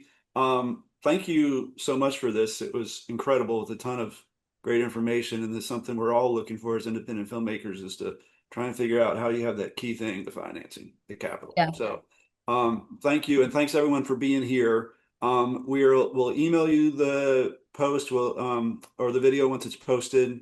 Anything else that you want me to distribute, we can figure that out later, Emily. But again, those two docs Okay. are up on the on I'm gonna the add a chat. Yeah. few. I'm gonna Okay. add a few of those whatever, some other resources to the two docs. I'm gonna update it and I'll send that to you to send out to everyone. We put it in the chat, but look for the expanded and real one from Brad later. Awesome. So, Yeah, and it'll probably be a week or two before everything gets up with the holidays, but again, we'll get that to everybody. So thank you for being here, Abby and Ruth. Thank you all for joining us so much. And everybody have a great holiday and go make movies, and we'll be talking soon. yeah, All right, thank you thanks, y'all. guys. All All right, right. bye.